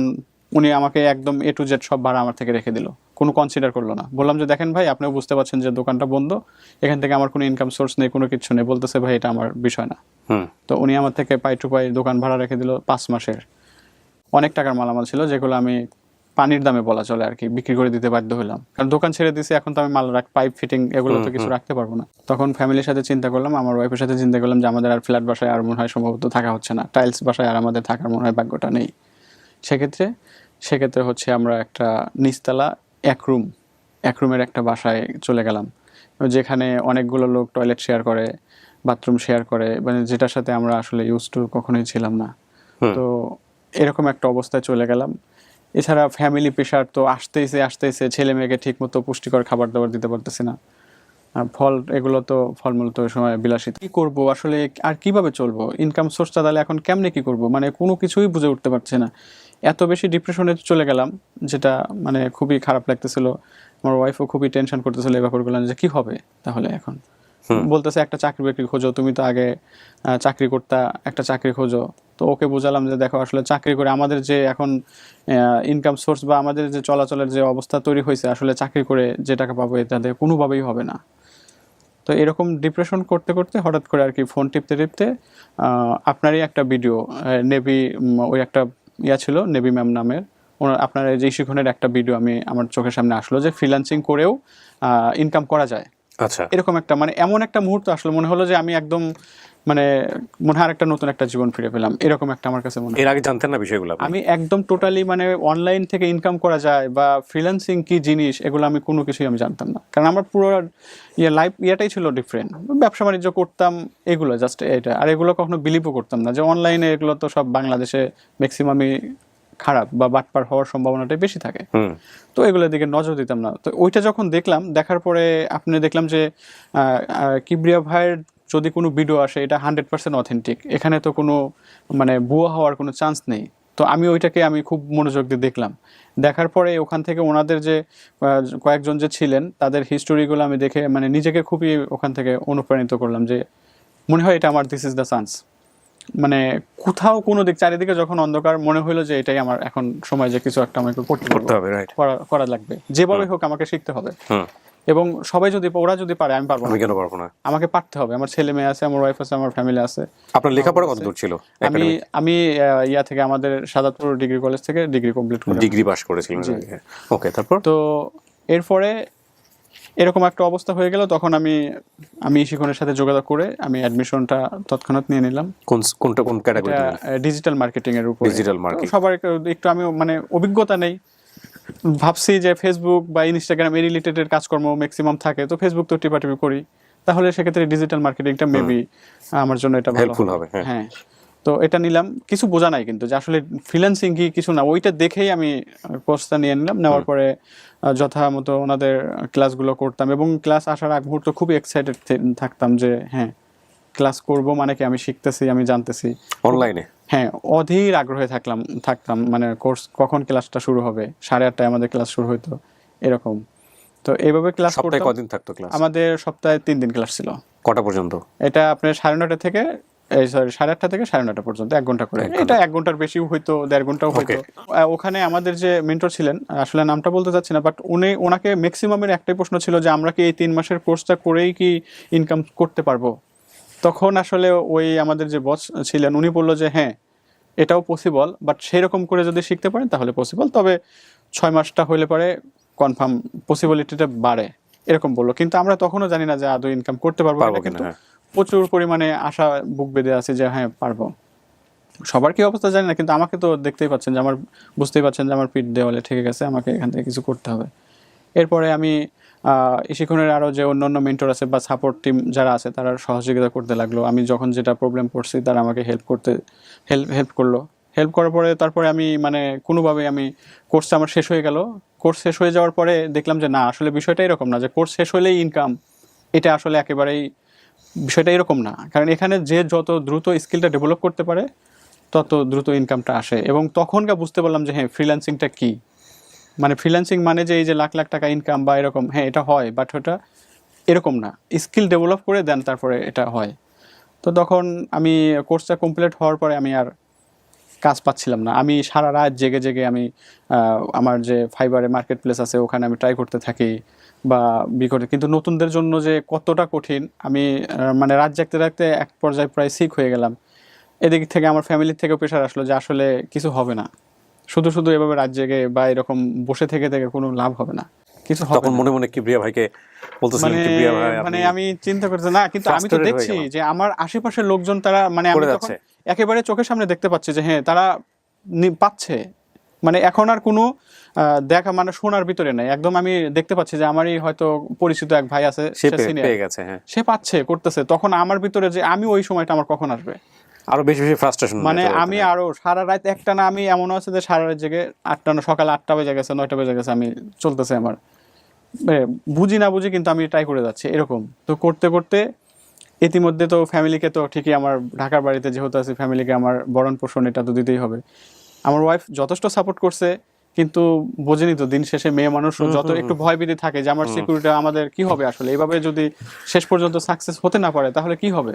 মাঝে মধ্যে একটু পিছু টান দিত যে আসলে এটা বাদ দিয়ে মনে হয় যে তুমি জব নিলেই ভালো হবে। তো আমি বলছিলাম যে আসলে ওই জবে 15-20-25 হাজার টাকায় আমাদের হবে না, আমাদের যে এখন জীবন চলার ইয়াটা হয়েছে আমি দেখি অবশ্যই আমি এটা শেষ দেখে ছাড়বো, জাস্ট তুমি আমাকে একটু সহযোগিতা করো। কে কি বললো ওইটা ডাজ নট ম্যাটার, বাট তোমার সাপোর্টটা এই মুহূর্তে আমার সবচেয়ে বেশি দরকার, শুধু এটাই আমি ওকে বলছি। এবং ও আমাকে সেভাবে সাপোর্টটা দিছে। দেওয়ার পরে এরপরে আমি আমার শখের একটা পালসার গাড়ি ছিল, কোনো দিক দিয়ে পাইলাম না। তারপরে যখন আপনার স্বাভাবিক হয়ে গেল সবকিছু, তখন আমি কিছুদিন আমি আর কুলাতে না পেরে আমি মানে রাইড শেয়ারে আসলাম। এবং এইটা কেউই জানতো না, শুধু আমার ওয়াইফ জানতো যে আমি রাইড শেয়ার করতেছি। এবং আমি কি করতাম, বাইরে যখন আসতাম মাস্ক পরে পুরো করে, হেলমেটটা আমি কখনো খুলতাম না, কারণ আমার এখানে ঢাকাতে বহু ফ্রেন্ড সার্কেল আছে যাদের সাথে চাকরি করছি বা বিভিন্ন ইয়াতে বড় বড় কর্পোরেট অফিসে আমি মালামাল সাপ্লাই দিছি, স্যানিটারি পাইপ ফিটিং, যেমন এই যে বিটিআই, নাবানা, এদের কাছেও আমি মানে মাল সাপ্লাই করছি। তো আমি এইভাবে আর কি অনেক দিন আমি রাইড শেয়ার করছি। এরপরে আমি চলে গেলাম সাভারে গিয়ে আমি কিন্তু লার্নিং পর্যায়ে আছি, আমি ছাড়তেছি না যে যাই হোক আমি যেটাই করি, আমি কামলা বেচে খাইলেও আমি এইটা ছাড়বো না, আমি এটা শেষ দেখে ছাড়বো। এরপরে আমি চলে গেলাম সাভারে গিয়ে ওখানে তো আরও ইনকাম সোর্সটা কম, ঢাকাতে অনেক খরচ বেশি হয় দেখে সাভারে গেলাম, যা দেখি যে ওখানেও তো ইনকাম সোর্স নেই। এরপর ওখানে ডেইলি মজুরি যেটা আছে যে 500 টাকা করে, যে রড হেল্পার বলে যেটা আর কি, আমি সেই কাজটাও করছি। ওরে বাবা, এটা কেউ জানে না, এটা একটা লোকও জানে না, এটা শুধুমাত্র আমার ওয়াইফ জানে। এবং এটা আমার কাছে ছবি আছে, আমি আসলে ছবিটা আমি দিতে চাই, দরকার নাই, থাক, সমস্যা নাই, আপনি বলছেন এটাই বড় কথা। সকাল 8টা থেকে ওখানে শুরু হইতো, এটা দুপুরে আমাদের 1 ঘন্টা টাইম দিত এবং 5টা 5:30 পর্যন্ত চলতো, মাত্র দিত আমাদের 450-500 টাকা। এবং সেটা ছাদের উপরে যে রোদের যে তাপ বা যে রড আর যে পোশাক আশাক পরতাম, এবং সবসময় মৃত্যু ঝুঁকি তো ওখানে আছেই, মানে আমরা যেসব জায়গায় উঠতাম আমি তো কোনো দিনও ওগুলোর সাথে আমি অ্যাডজাস্টই ছিলাম না, নিচের দিকে তাকাইলে ভয় লাগে, কিন্তু আমাকে তো দিন শেষে কিছু না কিছু ইনকাম করতে হবে, অন্তত ফ্যামিলি চালানোর জন্য আমাকে কিছু করতে হবে। আরও বিভিন্ন গবেষণা করলাম, রিসার্চ করলাম, যারা সিনিয়র আছে তাদের সাথে পরামর্শ নিলাম যে আমি কীভাবে সাকসেসটা হতে পারি। ম্যাক্সিমামই বলে না, মানে অথেন্টিক যে সিস্টেম যা ওইটা আছে ওইটা কেউই বলতে চায় না। তো এর ভিতরে কিছু ভালো মানুষ পেয়েছি যারা আমাকে ওই মুহূর্তে দেখছে যে অনেক ট্রাই করতেছে, হাল ছাড়তেছে না, তারা আমাকে ভালো ভালো পরামর্শগুলো দিয়ে আমাকে সাহায্য করছে এবং আমি তাদের অ্যাডভাইসগুলো আমি নিয়ে আমি ওইগুলো অ্যাপ্লাই করছি। দেন আমি ইনশাআল্লাহ আমি এই 8-9 মাস বা 1 বছরের মতো হবে, আমি এরপর থেকে আমি এখন 1 বছর ধরে আর কি আমি এখন খুব ভালো অবস্থানে আছি। এখন আমি টোটালি বাইক বিক্রি করে দিয়েছি এই মুহূর্তে, আর কারণ বাইকের আমার কোনো কাজ নাই, আমার বাইরে বের হতে হচ্ছে না। আপনি কি ফুল টাইম এখন? এখন আমি ফুল টাইম শুধু আমার ধ্যান জ্ঞান শুধু এটাতেই, এবং এখান থেকেই আমি আমার ফ্যামিলিকে আমি এই ডিজিটাল মার্কেটিং এর উপরে কাজ করি। এখন আলহামদুলিল্লাহ এইখানে এসে আমি এখন আলহামদুলিল্লাহ আল্লাহর কাছে হাজার শুকরিয়া, আমি এখন যথেষ্ট ভালো আছি আলহামদুলিল্লাহ। আপনি এখন কত ড্র করেন অ্যাকচুয়ালি, মানে অন এভারেজ? অন এভারেজ প্রায় লাখের কাছাকাছি এখন, আলহামদুলিল্লাহ। ওকে, আলহামদুলিল্লাহ, খুবই ভালো খবর। তো আপনি কি বলবেন, মানে সম্ভাবনা আছে এই ফ্রিল্যান্সিং? অ্যাকচুয়ালি আমি শুধু এইটা সম্ভাবনা না, এটা একটা সাগর, মহাসাগর, এখানে যে কি পরিমাণে যে স্কোপ আছে, মানুষ অনেকেই বলতেছে কি যে এত বেশি কম্পিটিশন, সেলারের চেয়ে বায়ারের সংখ্যা অনেক কম, কিন্তু নো, আমি যখনই দেখতে পাচ্ছি যে নতুন নতুন বায়ার প্রতিনিয়ত পাচ্ছি, যেভাবে সেলার বাড়তেছে ঠিক ওই রকমভাবে বায়ারও বাড়তেছে, এবং এখানে এত পরিমাণ স্কোপ, মানে পৃথিবী যত মডার্নে যাচ্ছে তত অনলাইন ভিত্তিক কার্যক্রমটাই চলে আসতেছে। এবং এখন পর্যন্ত আমি 3টা, একটা ইউএসএ সান আন্তোনিওর ক্লায়েন্টের কাজ করতেছি, টেক্সাস যেটা থাকে, আরেকটা হচ্ছে নিউ ইয়র্কের ক্লায়েন্টের মানে মান্থলি ভিত্তিক কাজ করতেছি, আরেকটা হচ্ছে অস্ট্রেলিয়া মেলবোর্নের মান্থলি ভিত্তিক, ওনাদের আমি বিজনেসটা ম্যানেজমেন্ট করতেছি এখানে থেকে। এটা পসিবল। এছাড়া তো আমার ফাইবার এখানে তো অ্যাকাউন্ট আছে। তো অনেকেই বলতেছে যে আসলে এখানে ক্যারিয়ার না, কিন্তু আসলে যাদের জানার একটু গ্যাপ আছে বা স্কিলটা ওইরকম নাই, দেন তারা এরকম একটু হাই হতাশ করে। কিন্তু আমি মানে এখন ইনশাল্লাহ আমার হিউজ পরিমাণ কনফিডেন্স বিল্ড আপ করছি যে হ্যাঁ, এখান থেকে আসলে লেগে থাকলে, মানে আমার ভিডিওটা আপনার কাজে লেগেছে।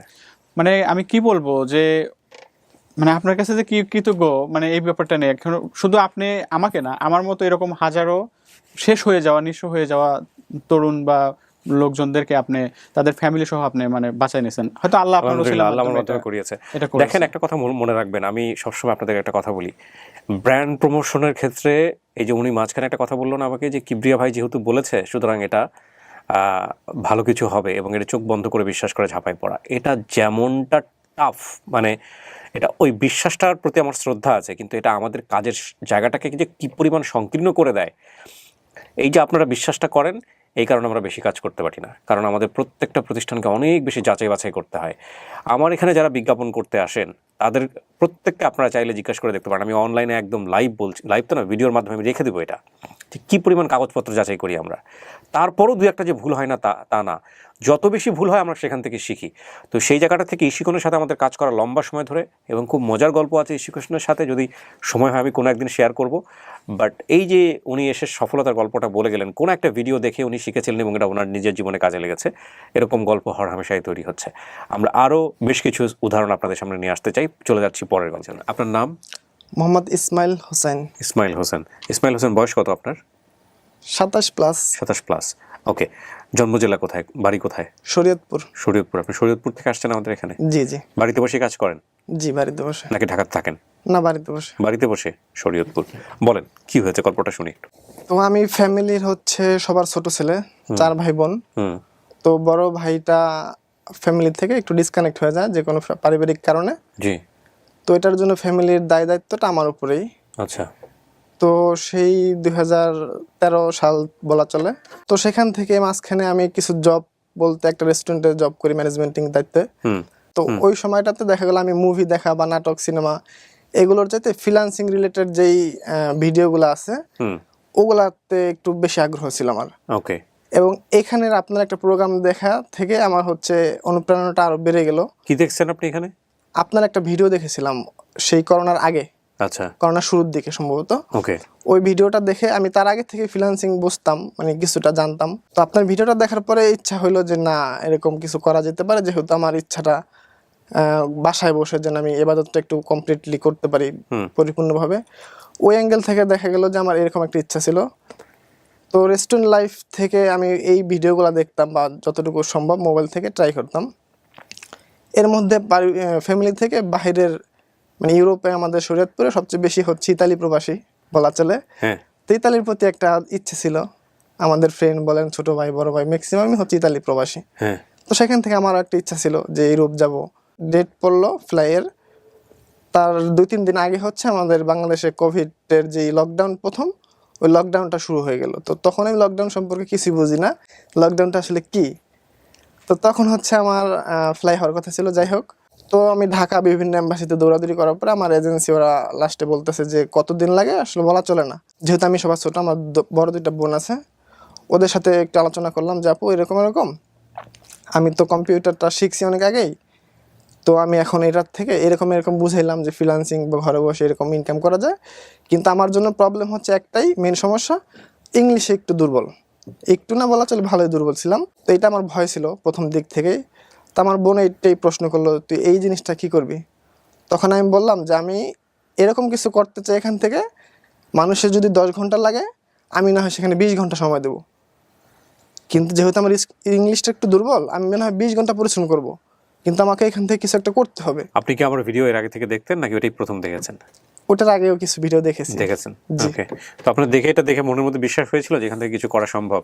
জি জি। ইশিখনের ছিল ভিডিওটা? ইশিখনের ছিল, রাইট। আচ্ছা, সর্বপ্রথম ভিডিও ছিল ইশিখনের। আচ্ছা। ওই যে নেভি আপুর যে ভিডিওটা ছিল, অনেক ভিউজ হয়েছে, অনেক ভিউজ প্লাস অনেক আগের 1 কোটির বেশি মানুষ দেখেছে এই ভিডিও। জি জি, ওই ভিডিও দেখেই। তো তারপর কি সেখান হলো? থেকে হচ্ছে আমার যেই ইউরোপের যে পেপারসগুলো ওগুলো স্টপ হয়ে যায়। তো এখান থেকে দেখা গেল আমি ওই ঢাকা থেকে আমি পিসি বিল্ড করে এলিফ্যান্ট রোড থেকে একবার আমি বাসায় চলে গেলাম। ইউরোপের মানে সমস্ত চিন্তা ভাবনা ভূত মাথা থেকে ঝেড়ে দিয়ে এখন আমি পিসি বিল্ড করে একবার বাসায় গেলাম। পিসি বিল্ড করার পরে কিছুদিন পরে ইশিখনের প্রথম যে কোর্সটা শুরু হয়, ওই কোর্সটা তো আমি অ্যাডমিশন নিয়ে নিয়েছিলাম আগেই। কিসের উপর নিলেন? এটা ডিজিটাল মার্কেটিং। ডিজিটাল মার্কেটিং, জি। আচ্ছা, হ্যাঁ। তো ডিজিটাল মার্কেটিং এর বেসিক ম্যাক্সিমাম কাজগুলো আমি বুঝতাম, যেহেতু আমি ভিডিওগুলো একটু আগে থেকে দেখতাম আর আমার আগ্রহ ছিল এটার উপরে। জি। তো ওইখান থেকে দেখা গেল যে আমার 4 নাম্বার ক্লাস চলাকালীন প্রথম অর্ডারটা পাই আমি ফাইবারে। হ্যাঁ। $5 একটা অর্ডার ছিল এটা। 4 নাম্বার ক্লাস চলাকালীন অর্ডার পেয়ে গেছেন আপনি? জি, আমাদের ব্যাচের টোটাল স্টুডেন্ট ছিল 272 জন মেবি, তার মধ্যে সর্বপ্রথম আমি কাজ পাই আমাদের ব্যাচের মধ্যে। আপনার লাক, ডেফিনেটলি উনি লাকি। তারপর তো প্রথম $5 একটা অর্ডার পাই, সেখান থেকে আমার মেন্টর এবং হচ্ছে আমার ইশিখনের গ্রুপে পোস্ট করি। সেখান থেকে অনেক সাড়া পাই, অনেকে কংগ্রাচুলেশন জানাইলো, আমার কনফিডেন্স লেভেলটা আলহামদুলিল্লাহ বেড়ে গেল। তো সেখান থেকে জার্নিটা আস্তে আস্তে শুরু আমার। এরপরে দেখা গেল কোর্সটা শেষ করি, এর মধ্যে আলহামদুলিল্লাহ অনেক অর্ডার কমপ্লিট করেছি। তো প্রথম দিকে ফাইবারে কম্পিটিশনগুলো একটু কম ছিল, এখন যেরকম অনেকটা কঠিন, প্রথম দিকে একটু কম ছিল। এবং আমার সবচেয়ে বড় প্রবলেম হয়েছে যে আমি অনেক জায়গায় বুঝতাম না, আমার ক্লায়েন্টের যেহেতু ইংলিশ কনভার্সনগুলো হ্যাঁ। আমি বুঝতাম না, যেহেতু এইটাই হচ্ছে আমার দুর্বলতার একটা মেইন পয়েন্ট। তো সেখান থেকে আমি বুঝতাম না, এবং আমি আস্তে আস্তে চেষ্টা করি যে আমি এটা কীভাবে কাটা উঠবো। ফাইনালি বড় বড় ক্লায়েন্ট, আমি ক্যালিফোর্নিয়ার গুগলের যেই হেড অফিসে জব করে ওনাদের কোম্পানিতে আমি কাজ করেছি, যেরকম একটা এমপ্লয়ি কাজ করে ওখানে তার কোম্পানিতে কাজ করি। তো এটা ছিল আমার লাইফের একটা বড় ক্লায়েন্ট বলা চলে। তো সেখান থেকে এরপরে আমার জার্নিটা শুরু হয়, তার সাথে কমিউনিকেশন প্রায় 5 মাস কাজ করা হয় আমার ডিজিটাল মার্কেটিংয়ের উপরে। এরপরে থেকেই দেখা গেল যে আমার গোলটা আস্তে আস্তে বড় হইতেছে। আমি প্রথম ভেবেছিলাম যে আমি ইউরোপে যাব না, যেহেতু আমার বাবা নাই, ফ্যামিলির দায়িত্বটা আমার উপর, আমার কোনো রকম 20-30 হাজার টাকা হলে আলহামদুলিল্লাহ আমার ফ্যামিলিটা চলবে। আমি ধরলাম 20, 21, 22 3 বছর, 3 বছর ধরে আপনি আয় করতেছেন। জি। কত টাকা আয় করেছেন এখন পর্যন্ত 3 বছরে ইন টোটাল? একজাক্ট এভাবে হিসাব করা হয় না, তবে আনুমানিক $55,000 প্লাস। $55,000 প্লাস হলে প্রায় 60 লক্ষ টাকার উপরে। জি। 60 লক্ষ টাকার উপরে আপনি 3 বছরে আয় করেছেন। এখন আপনার প্রতি মাসে গড় আয় কত? এখন যেহেতু আমি একজন এজেন্সি ওনার প্লাস হচ্ছে ফিজিক্যালি কিছু সার্ভিস প্রোভাইড করি, যেমন এসিওরগুলো, এখান থেকে দুইটা মিলিয়ে দেখা গেল আমার পার্সোনাল প্রোফাইল থেকে 1,50,000 থেকে 1.5 লক্ষ। আর এজেন্সি থেকে? এজেন্সি থেকে যেহেতু এজেন্সিটা এখনো নিউ, সেখান আপনি থেকে নতুন একটা এজেন্সি খুলেছেন? জি। আচ্ছা সেখানে আমার কিছু টিম মেম্বার নিয়োগ এরকম। আচ্ছা, তো সেখান থেকে? সেখান থেকে 1 লক্ষ প্লাস। 1 লক্ষ প্লাস, তার মানে 2.5 লক্ষ টাকা প্রতি মাসে অন এভারেজ আমরা বলতে পারি আপনার ইনকাম। 2 থেকে 2.5 লক্ষ টাকা। জি। বিদেশ যাওয়া ভালো ছিল না দেশে থেকে ভালো হয়েছে? না, এর মধ্যে ইউরোপের আমার একটা মহিলা ক্লায়েন্ট আমাকে ইউরোপের প্রপোজাল দিল, কাজ দেখে হ্যাপি, সেখান থেকে আমাকে অফার করলো। ও ইউরোপের কাজ করছে দেশে বসে, প্রতি মাসে 2.5 লক্ষ টাকার কাছাকাছি ইনকাম, এবং যার 15 লক্ষ টাকা না 13 লক্ষ টাকা লাগতে হচ্ছে পর্তুগালে যেতে। এই হচ্ছে অবস্থা। একটা মাত্র ভিডিও যার ভাগ্য কোথায় নিয়ে এসছে। পরিশ্রম সৌভাগ্যের প্রসূতি, আমরা এরকম পড়তাম এক সময়। কি পরিমাণ পরিশ্রম করতে হয় এই টাকা ইনকাম করতে? 7 ঘন্টা 8 ঘন্টা কাজ করি, বাট নিজের মতো করতে পারেন? নিজের মতো করতে পারতেছি। লেখাপড়া খুব বেশি দূর উনি যেতে পারেননি বা যাওয়া হয় নাই ওনার। আজকে প্রতি মাসে 2.5 লক্ষ টাকা ছাড়িয়েছে। আপনাকে ধন্যবাদ। প্রিয় দর্শক, এই মুহূর্তে আমাদের সঙ্গে যুক্ত হচ্ছেন আরো একজন এরকম, যিনি তার গল্পটা বলবেন। আপনার নামটা একটু বলেন। আসসালামু ওয়ালাইকুম আলাইকুম, আসসালাম। আমি ফাহমিদা খাতুন। ফাহমিদা, বয়স কত ফাহমিদা? আমার 42। 42। জি। আপনি হাউস ওয়াইফ? বর্তমানে ফ্রিল্যান্সার, বাট বেসিক্যালি আমি হাউস ওয়াইফ। House wife. জন্ম জেলা কোথায়, কোথা থেকে এসেছেন আমাদের এখানে? আমার জন্ম যশোর জেলা শহরে, এবং আমার ফাদার ছিলেন পুলিশ ইন্সপেক্টর। ও বিউটিফুল। এবং আমার আম্মু ছিলেন স্কুল টিচার। আপনি কাজ করেন কোথায়, যশোরে বসেই? না না না, আমি ঢাকাতেই থাকি। ঢাকাতেই থাকেন? আমার শ্বশুর বাড়ি ঢাকায়। শ্বশুর বাড়ি ঢাকাতে। জি, তো ফাহমিদা, গল্পটা কি একটু বলেন তো আমাকে। গল্পটা হচ্ছে অ্যাকচুয়ালি বেসিক্যালি আমি ডিপ্রেশনে থাকি প্রচন্ড পরিমাণের। কেন? অনেক টেনশনে থাকি, ডিপ্রেশনে পড়ে যায়, যার কারণে ওই ডিপ্রেশন কি আপনার ব্যক্তিগত কোনো কারণে, নাকি আপনি যেটা বলা যাবে না আমাদের এখানে এরকম কোনো? অবশ্যই অবশ্যই বলা যাবে। কি হয়েছে ডিপ্রেশন? ডিপ্রেশনটা এটা যে আমার হাজবেন্ড মানে আগে থেকে উনি অসুস্থ ছিলেন, আচ্ছা। যেহেতু আমাদের লাভ ম্যারেজ। ওকে।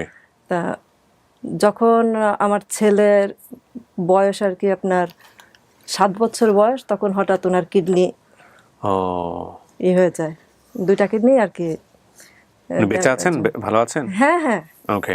ওখান থেকে আর কি ডিপ্রেশনটা শুরু আর কি। ওকে ওকে। তারপর মনে করেন কি করতেন উনি, পেশায় কি ছিলেন? উনি বিজনেসম্যান। বিজনেসম্যান ছিলেন। ওকে। তারপর তখন মনে করেন যে ওই সময় থেকে চিন্তা করতাম যে মারা গেলে কি করব, সংসারটা কিভাবে হাল ধরবো? মানে কিছু তো করলে আর কি টেনশন ফ্রি হওয়া মানে যাবে আর কি। যেটা হয় আর কি, সাপোর্ট দেওয়ার মতো তো কেউ থাকবে না যে কোনো সময় যদি ওনার কিছু হয়ে যায়। হ্যাঁ, তখন মনে করেন আমি একটা কোর্স করি। আপনার কোর্সটা করলেন কিভাবে, মানে আপনি কোনো ভিডিও দেখেছেন নাকি নিজে থেকেই কোর্স করেছেন? এই কোর্সটাতে আপনার আসছি, এই কোর্স আসার আগে মনে করেন আমি নিজেই একটা কোর্স করেছেন? পড়ি না, তাহলে নিজে অসুস্থ হয়ে পড়ি, মানে আমি নিজেই ক্যান্সার আক্রান্ত হয়ে যাই। ও বুঝছেন? কিন্তু হাজবেন্ড যখন অসুস্থ ছিল তখন যে আমার টেনশনটা শুরু হয় আর কি। তখন কি আমি ক্যান্সার আপনার? আমার ইউটেরাস ক্যান্সার হয়েছিল। ও তারপর মনে করেন যে ট্রিটমেন্ট হয়েছে, হ্যাঁ। আলহামদুলিল্লাহ এখন ক্যান্সার নাই, বাট আমি প্রপার সুস্থ না আর কি। ওকে। যখন অনেক টেনশনে থাকে তখন আর কি ফ্যামিলির থেকে বলে যে কাজের মধ্যে ঢোকো, তা কি কাজ করতে পারি, কারণ হাজব্যান্ড তো কখনোই চান না যে আমি কাজ করি, উনি কখনোই চান না কোনো জব করি বা কাজ করি, কখনোই চান না। তো তখন চিন্তা করলাম যেহেতু রান্নাটা খুব ভালো পারি, একটা রেস্টুরেন্ট দেওয়া যায় কিনা। তখন এই পর্যটন কর্পোরেশন থেকে আমি একটা কোর্স করি, আচ্ছা, পেস্ট্রি বেকারের উপর একটা কোর্স করি আর প্রফেশনাল শেফের উপর একটা কোর্স করি, ওকে, করে আপনার অনলাইন বিজনেস শুরু করে দিই।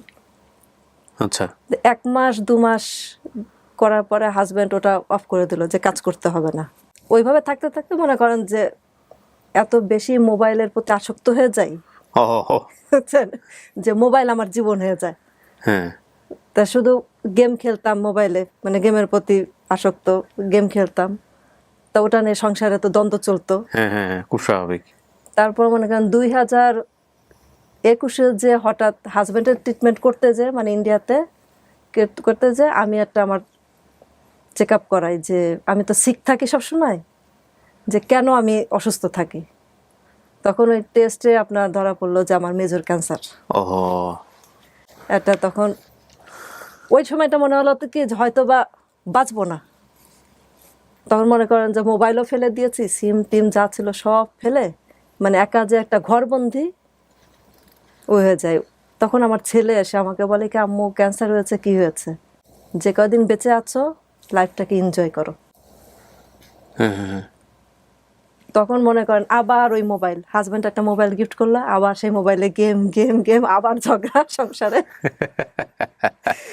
ওকে, তখন ছেলে এসে আমাকে বললো কি, আম্মু তুমি না এক কাজ করো, অনেক আমার ফ্রেন্ডের মায়েরা তো জব করে, এই করে, তুমি তো করতে পারবো না, বাসায় বসে যদি তুমি কিছু করতে পারো তাহলে সেটা করো, আব্বু তো তোমাকে বিজনেসও করতে দিল না। হ্যাঁ, তখন আমি ওই যে মনে করেন যে ইউটিউব, শুধু সবচেয়ে আপনার ভিডিওগুলো আমি দেখতাম আর অঝরে কাঁদতাম। ও, আপনার ওই যে হারানো হ্যাঁ, হ্যাঁ। এই ভিডিওগুলো দেখতাম, বাংলাদেশের অসংখ্য মানুষকে আমি কাঁদিয়েছি, হ্যাঁ, এ ব্যাপারে কোনো সন্দেহ নেই। হ্যাঁ। কাঁদতাম। ওই দেখতে দেখতে আপনার একটা ভিডিও আসলো সামনে, ছোট বাচ্চা ছেলে আপনার এই ফ্রিল্যান্সিং করে, হ্যাঁ, হ্যাঁ, ওই যে হ্যাঁ, কিছুদিন আগে ওকে নিয়ে কথা হচ্ছিল। ছেলেটা 12 বছর হ্যাঁ, বয়স ছিল হ্যাঁ, হ্যাঁ। ছেলেটার। ওর ভিডিওটা দেখে তখন খোঁজ করে যে ফ্রিল্যান্সিংটা কি, এই প্রথম আগ্রহ হলো। আগ্রহ হয়নি, মানে এটা কি জিনিসটা কি, আচ্ছা, আচ্ছা, এর আগে জানতেনই না। এর আগে আমি জানতামই না। ওকে, তখন আর কি মনে করেন এই ভিডিও দেখতে থাকি। তারপর মনে হলো কি যে ঘরে বসে যদি এই কাজ করা যায় তাহলে তো আমি যে ডিপ্রেশনে থাকি আর মোবাইলের প্রতি আমার যে আসক্তি, এটা থেকে হয়তো বা বের হয়ে আসতে পারবো। তারপরে আমার ছেলে অ্যাজ এ বেস্ট ফ্রেন্ড, হুম, ওর সাথে আমি আলোচনা করলাম, যাবো আচ্ছা এটা কি করা যায়। হুম, ও এখন নর্থ সাউথ ইউনিভার্সিটিতে আপনার বিবিএ করছে। হ্যাঁ, বিউটিফুল, হ্যাঁ। তখন ও বললো কি, হ্যাঁ আম্মু এটা করা যায়।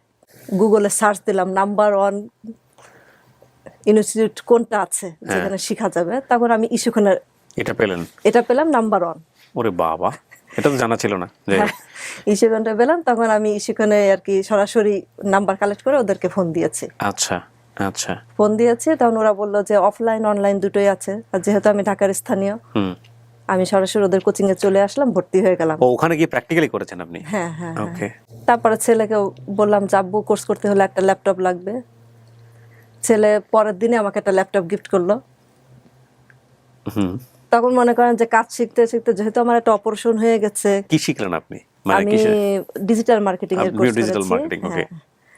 আর মনে করেন যেহেতু একটা ক্যান্সার নিয়ে 1 বছর সাফার করেছি, আপনার অপারেশনের পরে থেরাপি নিয়ে তারপরে একটু সুস্থ হয়েছি। সুস্থ হওয়ার পরে যখন এই কাজের ভিতরে ঢুকলাম, তখন দেখি আস্তে আস্তে আমার একটু রিল্যাক্স লাগে। মানে আমি যে গেমের প্রতি যে আসক্তি, ওই গেম থেকে আস্তে আস্তে আমি বের হয়ে আসতেছি এই কাজ শিখি। সবচেয়ে মজার কথা কি, যে প্রথম দিকে যে ক্লাস যে আমরা করতাম, মাথার এই পাশে ঢুকতে এই পাশে বের হয়ে যেত, যেহেতু মেমোরি লস হয়ে গেছে আমার। মেমোরি লস হয়ে গেছে, কিছুই বুঝতাম না। কিন্তু টিচাররা যে এত সুন্দর করে যে ক্লাস করেছেন, এবং আমাকে নিয়ে স্টুডেন্টরা কিছু কিছু হাসাহাসি করতো যে আপু কিছু পারে না, হাসাহাসি করতো। তা আমি বলতাম যে তোমরা তো ছোট বাচ্চা, আর আমার তো একটা বয়স হয়ে গেছে, যেহেতু আমি একটা অসুস্থ মানুষ। একদিন ক্লাসের টিচার বললো কি যে আপনারা কাজ শুরু করে দেন, যদি করেন ভয় ভেঙে যাবে। তো ফার্স্ট 2-3টা কাজ আমি কোনো পেমেন্ট নিই নাই, লোকাল মার্কেটে ডেলিভারি দিয়েছি। ওকে। কাজ করে সোশ্যাল মিডিয়ার কাজ, আপনার ক্যাম্পেইন অ্যাডসেটের কাজটা। ওকে, ফার্স্ট কাজগুলো এগুলো কোনো পেমেন্ট নেই নাই, ডেলিভারি দিয়েছি। আলহামদুলিল্লাহ ওনারা যখন ফিডব্যাক দিয়েছে যে আমার কাজগুলো খুব সুন্দর, তখন থেকে আলহামদুলিল্লাহ আমি কাজ পেয়েছি। ওকে, এবং ক্লাস চলাকালীনই, ও জোস। মানে আমি স্টুডেন্ট তখন 1 মাসের আর কি কোর্স কমপ্লিট করেছি। 1 মাস আপনার পর থেকেই। এখন ইনকাম কত হচ্ছে? এখন ইনকাম আলহামদুলিল্লাহ আমি 2 মাসের মধ্যে 20,000 টাকা ইনকাম করেছি। এখনো আপনি টুকটাক করা শুরু করছেন, একদম হ্যাঁ। ইনিশিয়াল স্টেজে আছেন। হ্যাঁ, হ্যাঁ। এখানে ওনার সাকসেসের জায়গাটা, মূল জায়গাটা হচ্ছে দেখেন, ওনার একটা ডিপ্রেশনে থাকা একটা মানুষ, ফ্রাস্ট্রেশনে থাকা একটা মানুষ, যেখানে ওনার হাজবেন্ডকে নিয়ে অনিশ্চয়তার মধ্যে আছেন, সেখানে ওনার ইউটেরাসে ক্যান্সার ধরা পড়লো, সেটা থেকে ওভারকাম করে ফিরে আসা একজন মানুষ, মোবাইলে গেমে আসক্তি একজন মানুষ, সে সুইচ করে ফ্রিল্যান্সিংয়ে চলে গেছে। এটাই সবচেয়ে বড় সাকসেস। আজকে টাকার জায়গা থেকে দেখার সুযোগ হয়তোবা আছে, কেবল শুরু করেছে উনি মাত্র 1-2 মাস হয়েছে মাত্র। হ্যাঁ, এখানে টাকা কি প্রতিটা মানুষকে আমাদের আসলে উচিত কি যে সে ফ্রিল্যান্সিং করুক বা অন্য কাজ করুক, যে কাজই সে করুক। বিশেষ করে আমি মহিলাদের কথা বলবো, যারা হাউস ওয়াইফ। আমি আমার হাজবেন্ডের একটা কথা বলতে চাই, আমার হাজবেন্ড, তুমি মাফ করে দিও আমাকে, বলতে চাই যে সে কখনোই চাইতো না যে আমি জব করি, যার কারণে সে আমার সমস্ত সার্টিফিকেট সে আগুন দিয়ে পুড়িয়ে ফেলেছে। ওহো, তো ওই দিন আমি জিদ করেছিলাম মনে মনে যে যদি আমি আমার যোগ্যতা থাকে, আমি একদিন কিছু না কিছু করে তোমাকে দেখাবো। সেটা শুরু হয়ে গেছে। সেটাই আমি শুরু করতে যখন গিয়েছিলাম অনলাইন বিজনেস, তখনই আমি ক্যান্সার আক্রান্ত হয়ে যাই। ওকে, পরবর্তীতে আপনি ফ্রিল্যান্সিং এ চলে আসলেন। পরবর্তীতে আমি এই যে ফ্রিল্যান্সিং এ চলে আসলাম। আপনার হাজবেন্ড সুস্থ আছেন এখন? ওনার কিডনি সমস্যা গেছে? না না না, ডায়ালিসিসের মতো থাকতে না, হচ্ছে? এখনো না ডায়ালিসিসে যায় নাই, কিন্তু এখন একটু শারীরিক কন্ডিশনটা একটু খারাপ। সুস্থ। আর পড়ানোর মতো বাসায় কিছু তো নাই, সার্টিফিকেট তো পুড়িয়ে ফেলেছে, আর কি পড়াবে? হ্যাঁ, টেনশনের কিছু নাই। সার্টিফিকেট তো সবই পুড়িয়ে ফেলেছে। এখন কাজে কোনো সমস্যা করে না তো? এখন আপনার ফ্রিল্যান্সিং সাপোর্ট করে সে? না, সে ফ্রিল্যান্সিং সাপোর্ট করে না। করে না? কেন সাপোর্ট করে না, না? সে সাপোর্ট করে না। সে একটা কথাই বলে কি যে ওয়াইফ যদি কাজ করে তাহলে আমি ঘরে বসে থাকি। না, বিষয়টা এরকম না। কাজ যে- করতে যে- পারে, যদি সে কাজের মধ্যে ট্রান্সপারেন্সি থাকে, স্বচ্ছতা থাকে, সে কাজ করতে মনে পারে। করেন যে এখনো সে করে না, তুমি মাফ করে দিও প্রিয় হাজবেন্ড। তা মনে করেন যে আলহামদুলিল্লাহ আমি নিজেকে প্রাউড ফিল করছি যে আমার, যেহেতু আমরা 3 বোন, আমাদের ভাই নাই, আমার বাবাও নাই, আমার মাকে যে আমি সাপোর্ট দিচ্ছি, ওনার A to Z ভরণ পোষণ আমি দিচ্ছি, হাজবেন্ডের কাছ থেকে 1 টাকাও নিচ্ছি না, এটা আমি প্রাউড ফিল করি। বিউটিফুল, যে বিউটিফুল। এই যে যে একটু এখন মনে করেন যে টেনশন কি, টেনশন এখন ওই পাশ দিয়ে চলে গেছে। বাহ, চমৎকার। এখন টেনশন নাই, এখন টেনশন হচ্ছে এখন অনেক শান্তিতে আছি। ওকে, চমৎকার। যে তার মানে আপনার- আমি কিছু না কিছু হলেও আপনাদের উপকার করতে পেরেছি ভিডিওর মাধ্যমে। হ্যাঁ, মনে করেন যে মানুষ অসুখ থাকুক, বিসুখ থাকুক, যাই থাকুক, কাজের মধ্যে থাকলে তার ডিপ্রেশন থাকে না। আজকের এই দুনিয়াটা হচ্ছে কাজের দুনিয়া। বিশ্বাস করেন, আপনি যেই ফর্মেই করেন না কেন, ফ্রিল্যান্সিং এখন ঘরে বসে মানে আপনার যোগ্যতা অনুযায়ী আপনি আয় করতে পারবেন, সেটা যেখান থেকে আপনি শেখেন না কেন। এই শিখন এখানে একটা বেঞ্চমার্ক তৈরি করেছে এবং এই শিখনের সাথে আমি লম্বা সময় ধরে আছি। এই শিখন আমার নিজেরই ভালোবাসার প্রতিষ্ঠানের মতো।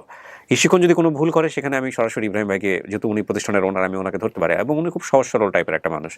তো সেই জায়গাটি থেকে এই 3 জনকে ছাড়াও ওনাদের অসংখ্য সাকসেসফুল স্টোরি আছে, কিন্তু এই 3 জনকে এখানে নিয়ে আসার পেছনে অন্যতম কারণ হচ্ছে এরা কোনো না কোনোভাবে আমার ভিডিও দেখে কোর্স করে এরা ফসল পেয়েছে। আমি সবসময় এই ধরনের কাজ আমাদেরকে বলেন। হ্যাঁ, আমার গল্প হচ্ছে আমি 2019 থেকে শুরু করি। 2019-এর জুন জুলাই আমি ভার্সিটি অ্যাডমিশন নিই, ইস্টার্ন ইউনিভার্সিটিতে অ্যাডমিশন নিই, বিএসসি ত্রিপলি। ক্লাস ছিল সেপ্টেম্বর থেকে। আমি অ্যাডমিশন নিয়ে বাড়িতে ব্যাক করি, হাতিয়া ব্যাক করি। আমার বাড়ি নোয়াখালী হাতিয়া। আচ্ছা, হাতিয়া ব্যাক করার পরে এই কিছুদিন ফেসবুক স্ক্রলিং করার সময় আমি একটা বিজ্ঞপ্তি পাই শিখনের, যেখানে ওরা বলছিল ইথিক্যাল হ্যাকিং কোর্স 18,000 টাকার কোর্স 1800 টাকা করাচ্ছে। আচ্ছা, এথিক্যাল হ্যাকিং। হ্যাঁ, ইথিক্যাল হ্যাকিং 18,000 টাকার কোর্স 1800 টাকা করাচ্ছে। তো আমি বাসায় ম্যানেজ করছি এভাবে যে এই কোর্সটা আমার ভার্সিটির জন্য প্রয়োজন, এটা ভার্সিটির জন্য কম্পালসারি, দ্যাটস আমার কোর্সটা করতে হবে। তো বাড়িতে এটা বলে ম্যানেজ করার পর বাড়ি থেকে ম্যানেজ করে আমি কোর্স পারচেস করি। আচ্ছা, কোর্স পারচেস করার পরে আমার যে সমস্যাটা শুরু হলো সেটা হচ্ছে আমার এলাকায় ইলেকট্রিসিটি নাই। আমার এলাকায় ইলেকট্রিসিটি না, আমি চলতে হচ্ছে বাজারে জেনারেটর ছিল, আর সন্ধ্যা থেকে রাত 12 পর্যন্ত জেনারেটর চলে। আচ্ছা, আর আমাদের বাড়িতে সৌরবিদ্যুৎ। জি। তো আমার ক্লাস ছিল রাত 10টা থেকে। তো আমি সন্ধ্যা থেকে রাত 12টা পর্যন্ত একটা দোকানে বসার ব্যবস্থা করছি। আপনার 10টা থেকে 12টা পর্যন্ত ক্লাস করতাম, বা 9টা 10টা থেকে 11টা, যে 1-2 ঘন্টা ক্লাস ওটা করতাম, করে বাসা চলে যেতাম ল্যাপটপ নিয়ে।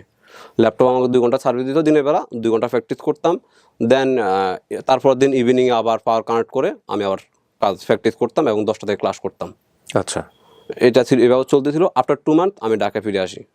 ঢাকায় আসার পরে আমার জন্য যে সুবিধাটা হচ্ছে যে আনলিমিটেড ইন্টারনেট উইথ ইলেকট্রিসিটি, যে কারণে আমি হচ্ছে আপনার প্র্যাকটিস করতে পারতেছি পুরো দিন। আপনার বাবা কি করেন?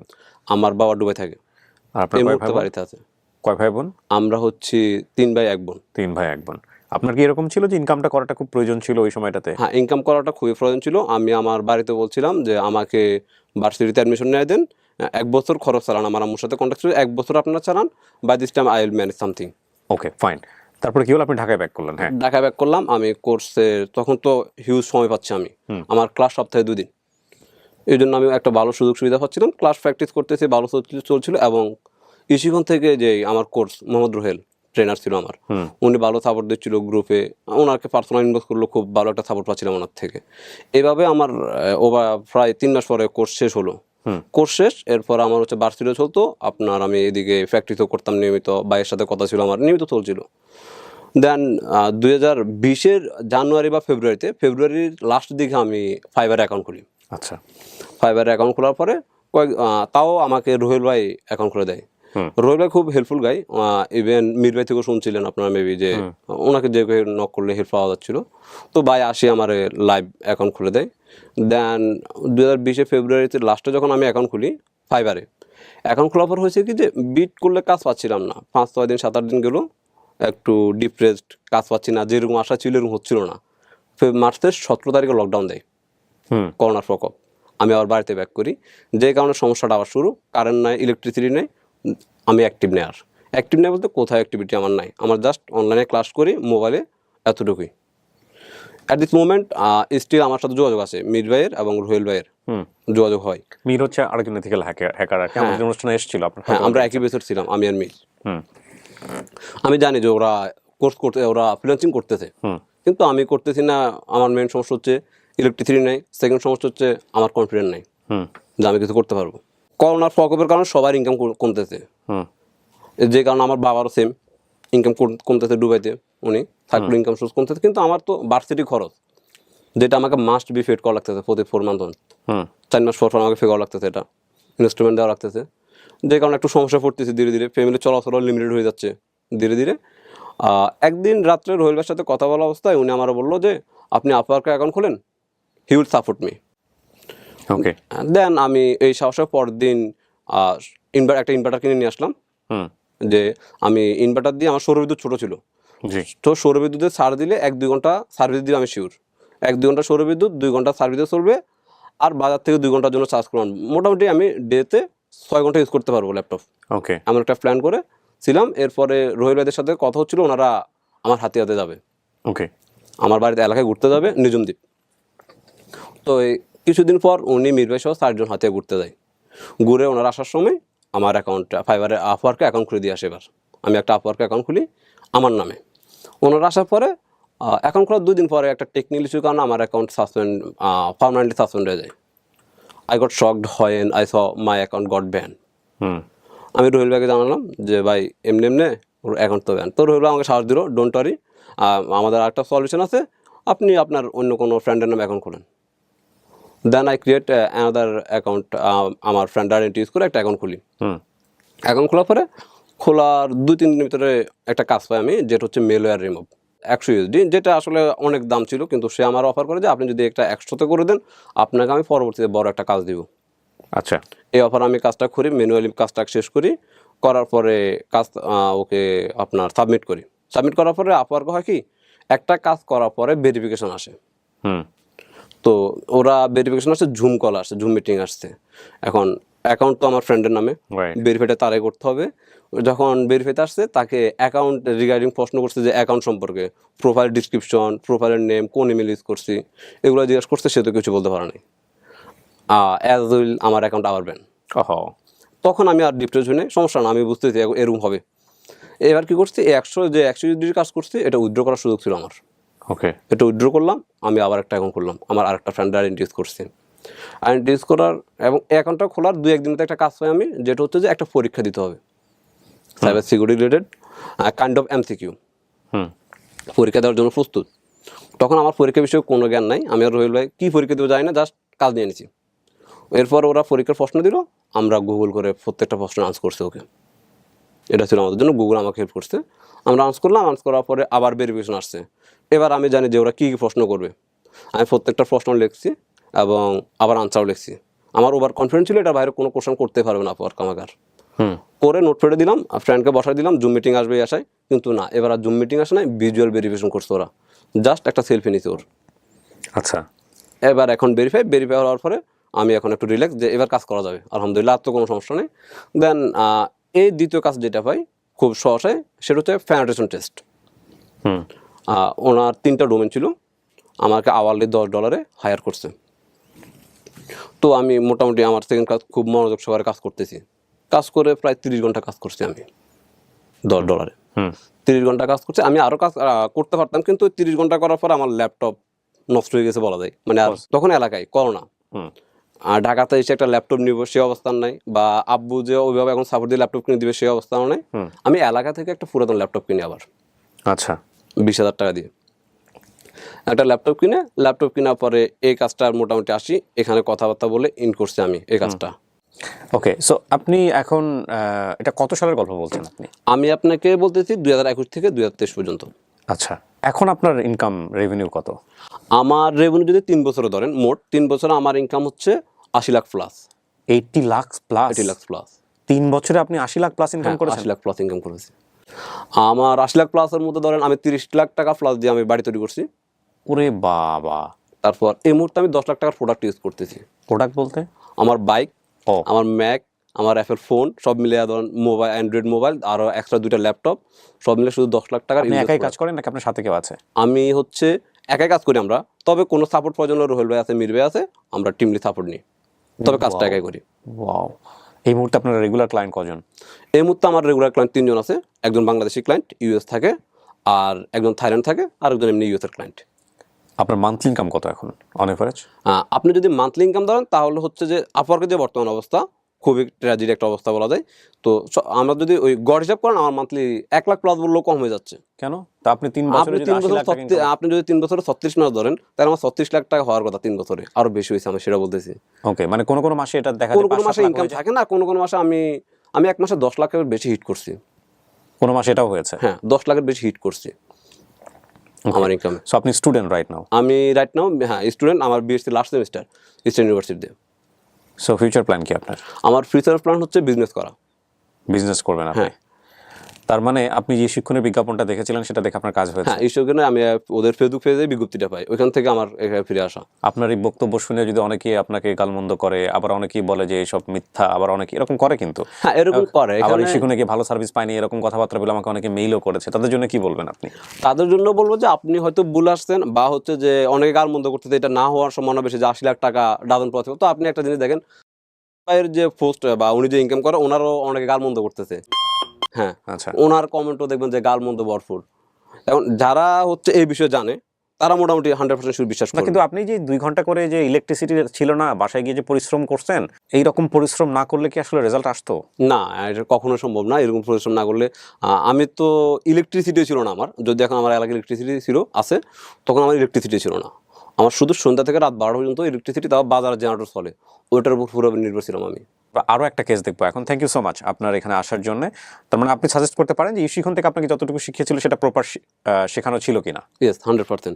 কৃষণ আমাকে সাপোর্ট দিয়েছে যথেষ্ট পরিমাণ। Thank you so much. প্রিয় দর্শক এবং শ্রোতা, আমরা চলে যাচ্ছি পরের গেস্টের কাছে। আমার নাম মোহাম্মদ জিল্লুর রহমান। জিল্লুর রহমান, আপনি বয়স কত এখন? বয়স আমার 35 বছর। 35 বছর। আপনার জন্ম জেলা কোথায়? আমার জন্ম জেলা হচ্ছে নওগাঁতে, বর্তমানে থাকেন বগুড়াতে? বেড়ে ওঠা বগুড়াতে, বর্তমানে থাকি কুমিল্লাতে। কুমিল্লাতে, ওকে। জি।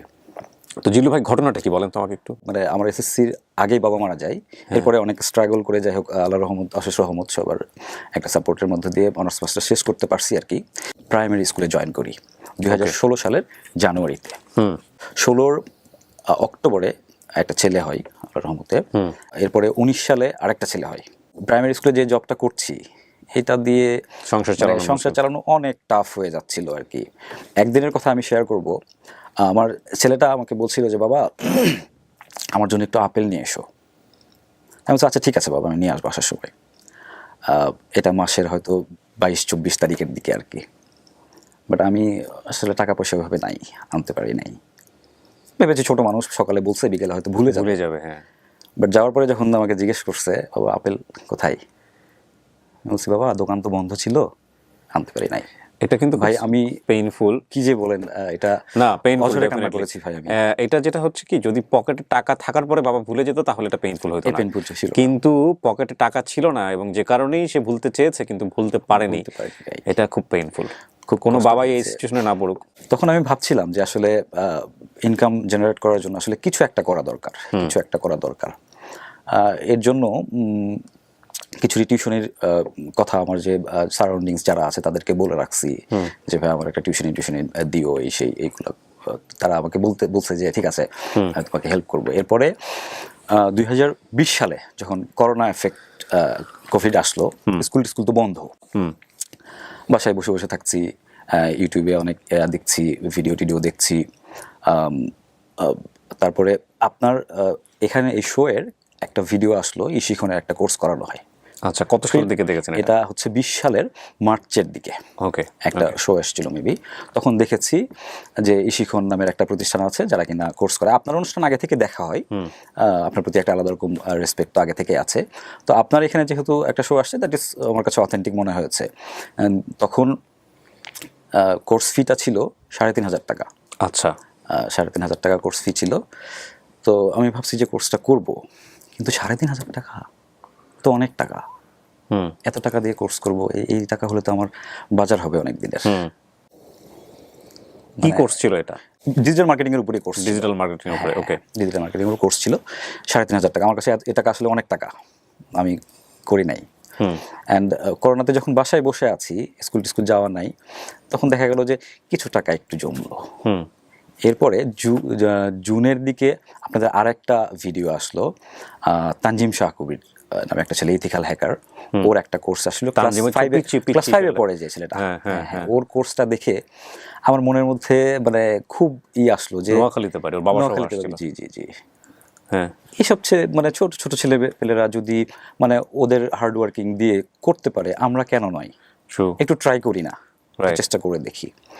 এরপরে যখন কোর্সের জন্য দেখলাম, তখন কোর্স ফি বেড়ে 1,000 বেড়ে গেছে, 3,500 থেকে 4,500 হয়ে গেছে। আচ্ছা, বিপদ, এত টাকা তো নেই আমার কাছে। একটু এত টাকা যা কষ্ট করে ভর্তি হলাম। এরপরে আমার পরিচিত কিছু ইয়েরা ছিল, সারাউন্ডিংস আরও কিছু ছিল যারা ফ্রিল্যান্সিংয়ে মোটামুটি আগে থেকে আছে। ওদের সাথে কথাবার্তা বলতাম, ওদের কাছে একটু হেল্প টেল্পের জন্য মানে যেতাম, প্রপার ডিরেকশনটাই দিত। কিন্তু আসলে আমার ব্যাকগ্রাউন্ডটা একদম জিরো, আমি আসলে কিচ্ছু বুঝি না। তারা আমাকে বলছে যে আপনাকে মানে কোন নিশ নিয়ে আপনি কাজ করতে চান, সেই নিশের উপর আপনাকে একটা গিগ দিতে হবে। আমি বলছি ও আচ্ছা তাই না, নিশ নিয়ে গিগ দিতে হবে, ও আচ্ছা। নিশ কি জিনিস আমি বুঝি না, গিগ কি জিনিস আমি বুঝি না। নিশ মানে আপনি কোন বিষয়টা নিয়ে কাজ করতে চান, এটা হচ্ছে নিশ, এটাকে বলা হচ্ছে নিশ, মানে কোন বিষয়টার উপরে আপনি এক্সপার্ট, এটাকে বলা হচ্ছে নিশ। আর গিগটা হচ্ছে যে আপনি কি কাজ করেন সেটার কি একটা মানে ওভারভিউ, এটা হচ্ছে গিগ। এটা আমি কিচ্ছু বুঝি না, বাট আমি এটা তাদেরকে শো করছি, ও আচ্ছা ঠিক আছে, ভাবটা দেখাচ্ছে যে আমি সবকিছু বুঝি, বাট আসলে আমি কিচ্ছুই জানি না। অ্যান্ড ডিজিটাল মার্কেটিংটা আসলে কি জিনিস এটাও আমি ওইভাবে বুঝি না। কিন্তু আমার ব্যাকগ্রাউন্ড যেহেতু অনার্স মাস্টার্সটা হচ্ছে মার্কেটিংয়ে, সো আমি ধরে নিয়েছি যে এটা হয়তো মার্কেটিং রিলেটেড হবে, আমার সাবজেক্ট রিলেটেড হবে। দ্যাটস ওয়াই আমি ডিজিটাল মার্কেটিংয়ে ভর্তি হয়েছি। ওকে, আপওয়ার্কে বিট করতে হয়, মানে ওনারা হচ্ছে জব পোস্ট করে, তাদের কি রিকোয়ারমেন্ট এগুলো সমস্ত কিছু জানি, একটা জব পোস্ট করে সেখানে আমরা অ্যাপ্লাই করি, বিট করা বলে আর কি এটাকে, আমরা সেখানে বিট করি। তো একদম বেছে যেই কাজগুলো আমি একদম ভালো পারবো এই কাজগুলোতে আমি বিট করতাম। মানে প্রথম অবস্থায় তারা কিছু কানেক্ট ফ্রি দেয়, মানে বিট করতে গেলে আবার কানেক্ট লাগে, আপওয়ার্কে একটা ক্রেডিট লাগে। তো এটা যেন শেষ না হয়, এটা মাথায় রেখে একদম যে কাজগুলো ভালো পারবো সেই কাজগুলো আমি বিট করতাম। এরকম কয়েকটা বিট করার পরে ডিসেম্বরের 4 তারিখে আমি মার্কেট প্লেসে অ্যাকাউন্ট ওপেন করি, 8 তারিখে আমি প্রথম কাজ পাই। ওকে, ডিসেম্বরের 8 তারিখে প্রথম কাজ। কত সালে? 2022 সালে। 2022 সালে ডিসেম্বরে কাজ পেলেন আপনি? জি। আর আপনি ইশিখনে জয়েন করেছি 2022 সালের জুনে জয়েন করে আপনি ডিসেম্বরে কাজ পেয়ে গেলেন 6 মাসের মধ্যে? জি। ওকে, দেখা যায় কন্টিনিউ করেছে কিনা। তারপর জি, এরপরে যে প্রথম কাজটা পেলাম 12 বা 13 তারিখে গিয়ে আরো একটা কাজ পেলাম।